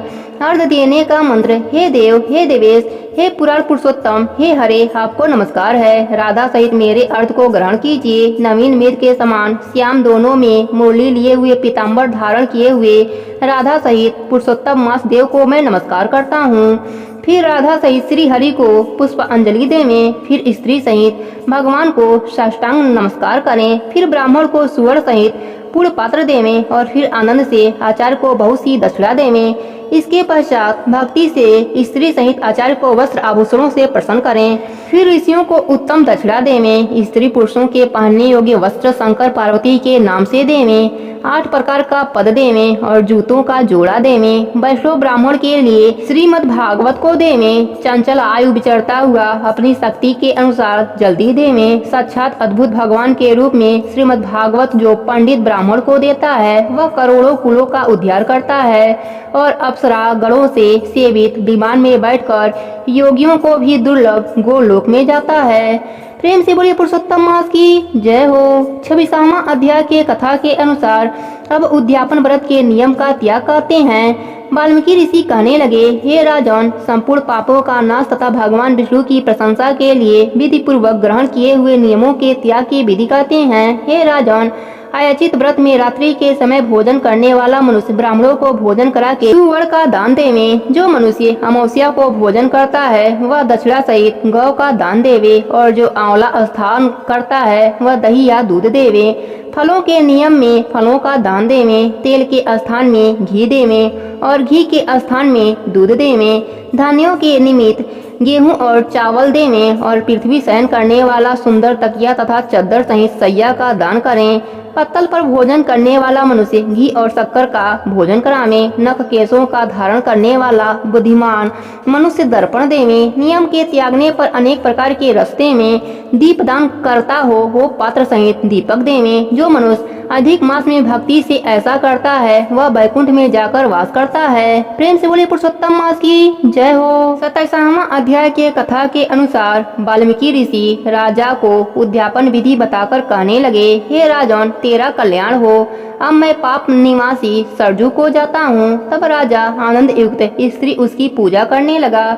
ऋषि ने राजा की पूजा को अलंकार उसे आशीर्वाद दिया। तब सायं काल को हो जाने पर वाल्मीकि ऋषि वहां से चल दिए। राजा भी सीमा तक पहुंचकर अपने घर आया और अपनी रानी गुण सुंदरी से कहने लगा, हे सुंदरी, राग दिवस वाले गंधर्व नगर के समान इस आभा संसार में मनुष्यों को क्या सुख है। अध्रुव शरीर को छोड़कर ध्रुव को प्राप्त करने के लिए श्री पुरुषोत्तम का स्मरण के लिए मैं वन में जाता हूँ। तब वह पतिव्रता ऐसे वचन सुनकर अत्यंत नम्रता के साथ हाथ जोड़कर कहने लगी, हे पतिदेव, मैं भी आपके साथ चलूंगी। पतिव्रता स्त्रियों के लिए पति ही देवता हैं। इस प्रकार प्रिया का वाक्य सुनकर और आलिंगन करके राजपुत्र का राज्याभिषेक कर स्त्री के साथ तत्काल मुनियों के सेवा को वन को चला गया। इस प्रकार व्रत की विधि में स्थिर हुए तपोनिधि राजा की वह पतिव्रता रानी सेवा में तत्पर रहने लगी। राजा को इस प्रकार करते हुए संपूर्ण पुरुषोत्तम मास के समान होने पर वहाँ पर विमान आया और विमान पर चढ़कर वह सुंदर नवीन शरीर धारण कर तत्काल गोलोक में चले गए। श्री नारायण बोले, हे नारद, इस पृथ्वी तल में पुरुषोत्तम के समान कुछ भी नहीं है। 1000 जन्मों तक तप करने से भी वह फल नहीं मिलता जो पुरुषोत्तम मास के सेवन से मिलता है। जैसे बंदर के 3 रात्रि स्नान करने से करोड़ों जन्मों के पाप नष्ट हो जाते हैं, श्री पुरुषोत्तम मास में अनजाने में ही उस दुष्ट बंदर के स्नान होने से पूर्व कुकर्मों का नाश हो गया था और सुंदर शरीर धारण कर विमान पर चढ़कर गोलोक को चला गया था। तपोनिधि, सब लोगों के हित के लिए वह कथा मेरे से कहिए कि उस बंदर ने 3 रात्रि कहाँ पर स्नान किया, वह बंदर कौन था, उसने क्या आहार किया, कहाँ उत्पन्न हुआ और किसके अनजाने की पुरुषोत्तम मास में स्नान करने का क्या फल हुआ। श्री नारायण बोले, केरल देश में उत्पन्न अत्यंत लोभी एक ब्राह्मण था। इस कर्म से लोक में वह कंजूस नाम से विख्यात हुआ। यद्यपि उसके पिता ने उसका चित्र शर्मा नाम रखा था। वह कभी भी कोई धार्मिक कृत न करता था। एक वन में विचरने वाला माली उसका मित्र था। ब्राह्मण सुदेव अपने उस मित्र माली के पास जाकर रो रो कर बारंबार अपना दुख कहा करता था कि नगर में रहने वाले सदैव मेरा तिरस्कार करते हैं। इससे इस नगर में रहना अति कठिन हो गया है। वह माली उसको दीन जानकर दया करता हुआ बोला, हे करदय, तुम इस समय बाड़ी में रहो। करदय माली के वचन सुनकर बड़े आनंद से उस बाड़ी में रहने लगा। उसके निकट रहता और उसकी नित्य आज्ञा का पालन करता। इससे उस माली का उस ब्राह्मण पर दृढ़ विश्वास हो गया। तब उस माली ने अत्यंत विश्वास से अपने समान उस बाड़ी का उसको पति बना दिया और सब प्रकार से बाड़ी की चिंता छोड़कर स्वयं राज मंदिर में नौकरी कर ली। इस लोभ से अत्यंत दुर्लभ वह करदय बेचने से बेचे हुए फलों को बड़े आनंद से निर्भय होकर खाने लगा। उस बाड़ी से उत्पन्न हुई द्रव्य को निर्भय होकर आप ही ग्रहण कर लेता और जब बाड़ी का माली पूछता तो असत्य बोलकर बहाना करता। इस प्रकार बुढ़ापे से गलित शरीर वाला वह दुर्लभ करदय 87 वर्ष का हो गया। तत्पश्चात वह मूढ़ बुद्धि के लिए कष्ट भी नहीं मिला। वेदों के जानने वाले कहते हैं कि बिना फल भोगे पाप नष्ट नहीं होते। मरने के पश्चात वह यमदूतों से मुग्दलों की मार से हाहाकार करता हुआ अति भयंकर यम मार्ग को चला गया।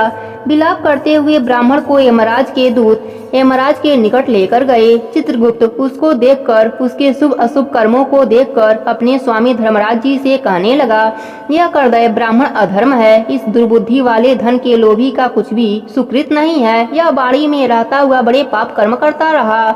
बाड़ी के पति माली से विश्वासघात किया। श्री नारायण बोले, हे नारद, इस प्रकार चित्रगुप्त के वाक्य सुनकर धर्मराज अत्यंत क्रोध से भरे हुए वचन बोले, यह 1000 वर्ष तक बंदर की योनि में रहे और विश्वासघात का फल इसको बाद में मिलेगा। प्रेम से बोले पुरुषोत्तम मास की जय हो। 28वां अध्याय के कथा के अनुसार श्री नारायण कहने लगे कि हे नारद, इसके पश्चात वह अत्यंत दुखों को भोग कर बंदर योनि को प्राप्त हुआ।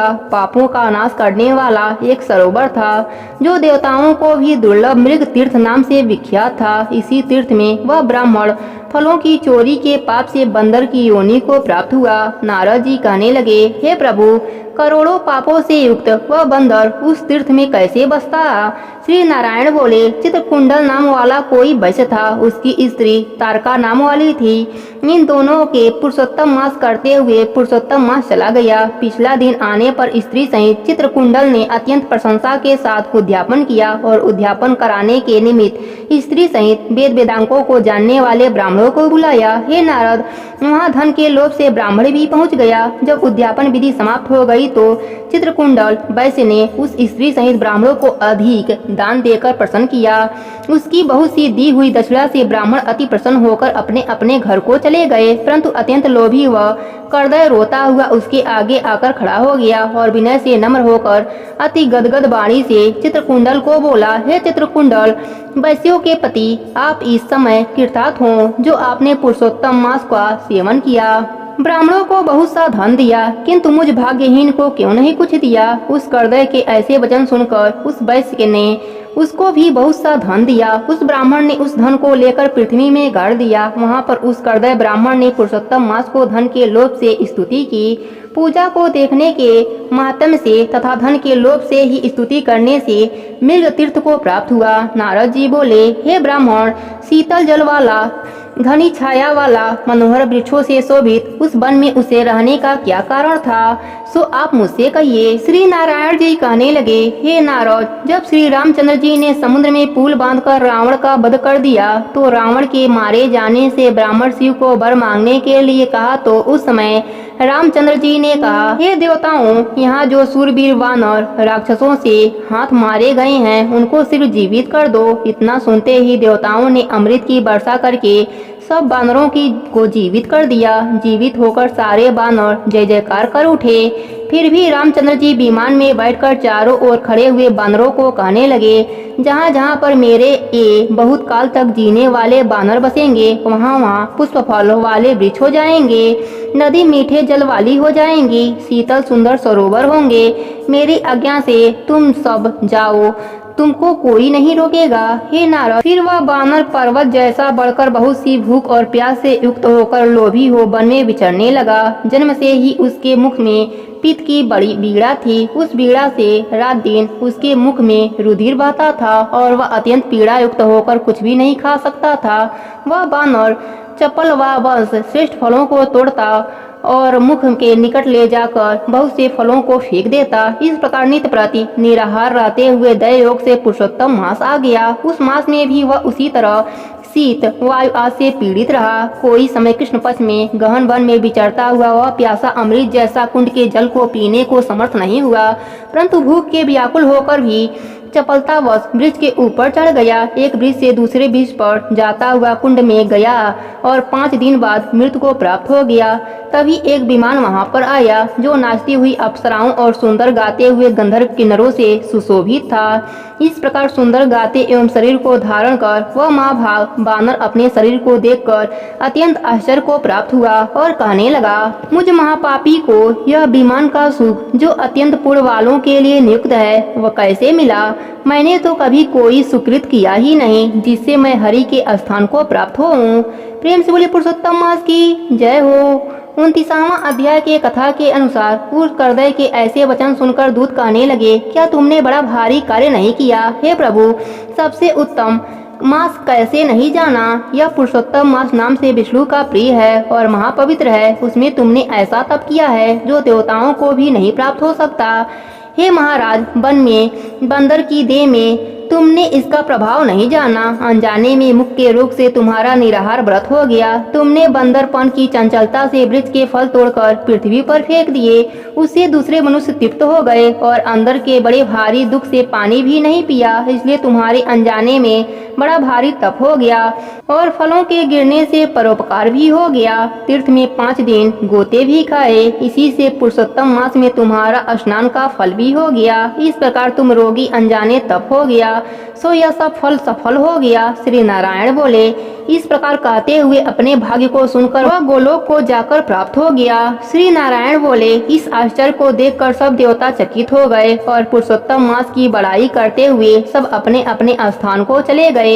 नारद जी कहने लगे, हे तपोधन, आपने दिल के प्रथम भाग का कृत कहा, पिछले भाग का कृत कैसे करना चाहिए, कृपया करके यह भी कहिए। श्री नारायण बोले, प्रातः काल का कर्म विधि से समाप्त कर फिर मध्याह्न काल की संध्या कर तिलों से तर्पण करें। अतिथि के लिए द्वार पर देखे, जो अतिथि भाग्य से गौ के दोहने के समय आ जावे तो उसकी पूजा करें। अत्यंत भक्ति से यथाशक्ति अन्य आदि से उसको संतुष्ट करें। भगवान यम कहते हैं कि फिर पूर्व की तरह मुख करके मौन होकर शुद्ध सुंदर पात्र में अन्न की सराहना करता हुआ भोजन करें।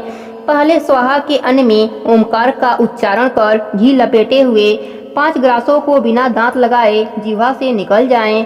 फिर मन लगाकर पहले मीठा भोजन खाएं। ब्राह्मण शास्त्र विरुद्ध अक्षय भोजन आदि पदार्थों को न खाएं। सूखा बासी भोजन भी अवश्य कहा गया है। श्रेष्ठ शास्त्र के आश्रय से पर ब्रह्मा श्री कृष्ण का विचार कर फिर बुद्धिमान पुरुष सर्वत्र आजीविका न होए तो भी एकाग्र मन होकर 2 घड़ी आत्मा विद्या का श्रवण करें। फिर यथेष्टा अपनी काम धंधा करें और संपूर्ण सिद्धियों के देने वाले श्री कृष्ण चंद्र का मन में ध्यान करें।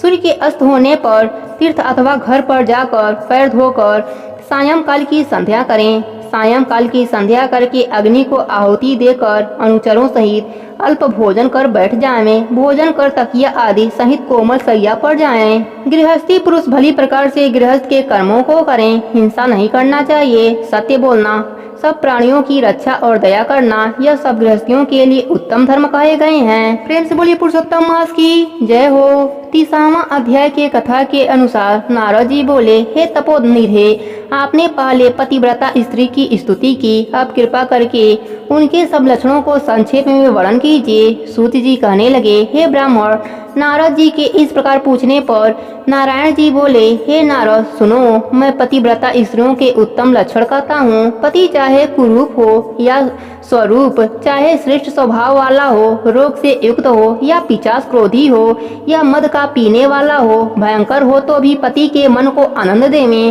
सास ससुर विशेष करके अपने पति की भक्ति करें। धर्म के कार्यों में अनुकूल रहें और द्रव्य का संचयन करें। जो सदैव घर के काम धंधे में समर्थ हो, आसन भोजन दान सम्मान मधुर भाषण, इसमें हमेशा घर की मुख्य स्त्री को चतुर रहना चाहिए। घर के खर्च के लिए स्वामी ने जो द्रव्य दिया हो उसी से घर का खर्चा चलाना तथा अपनी बुद्धि से कुछ बचा भी लेना चाहिए। दान के लिए दिया हुआ द्रव्य को छुपाकर अपने ही पास रख लेना चाहिए। भर्ता की आज्ञा के बिना अपने बांधवों को कुछ नहीं धन देना चाहिए। दूसरे बोलना नहीं, संतोष रखना, यह सब पतिव्रता के लक्षण हैं। श्री नारायण कहने लगे, हे नारद, सब लोकों में और देवताओं में पति के बराबर और कोई भी देवता नहीं है।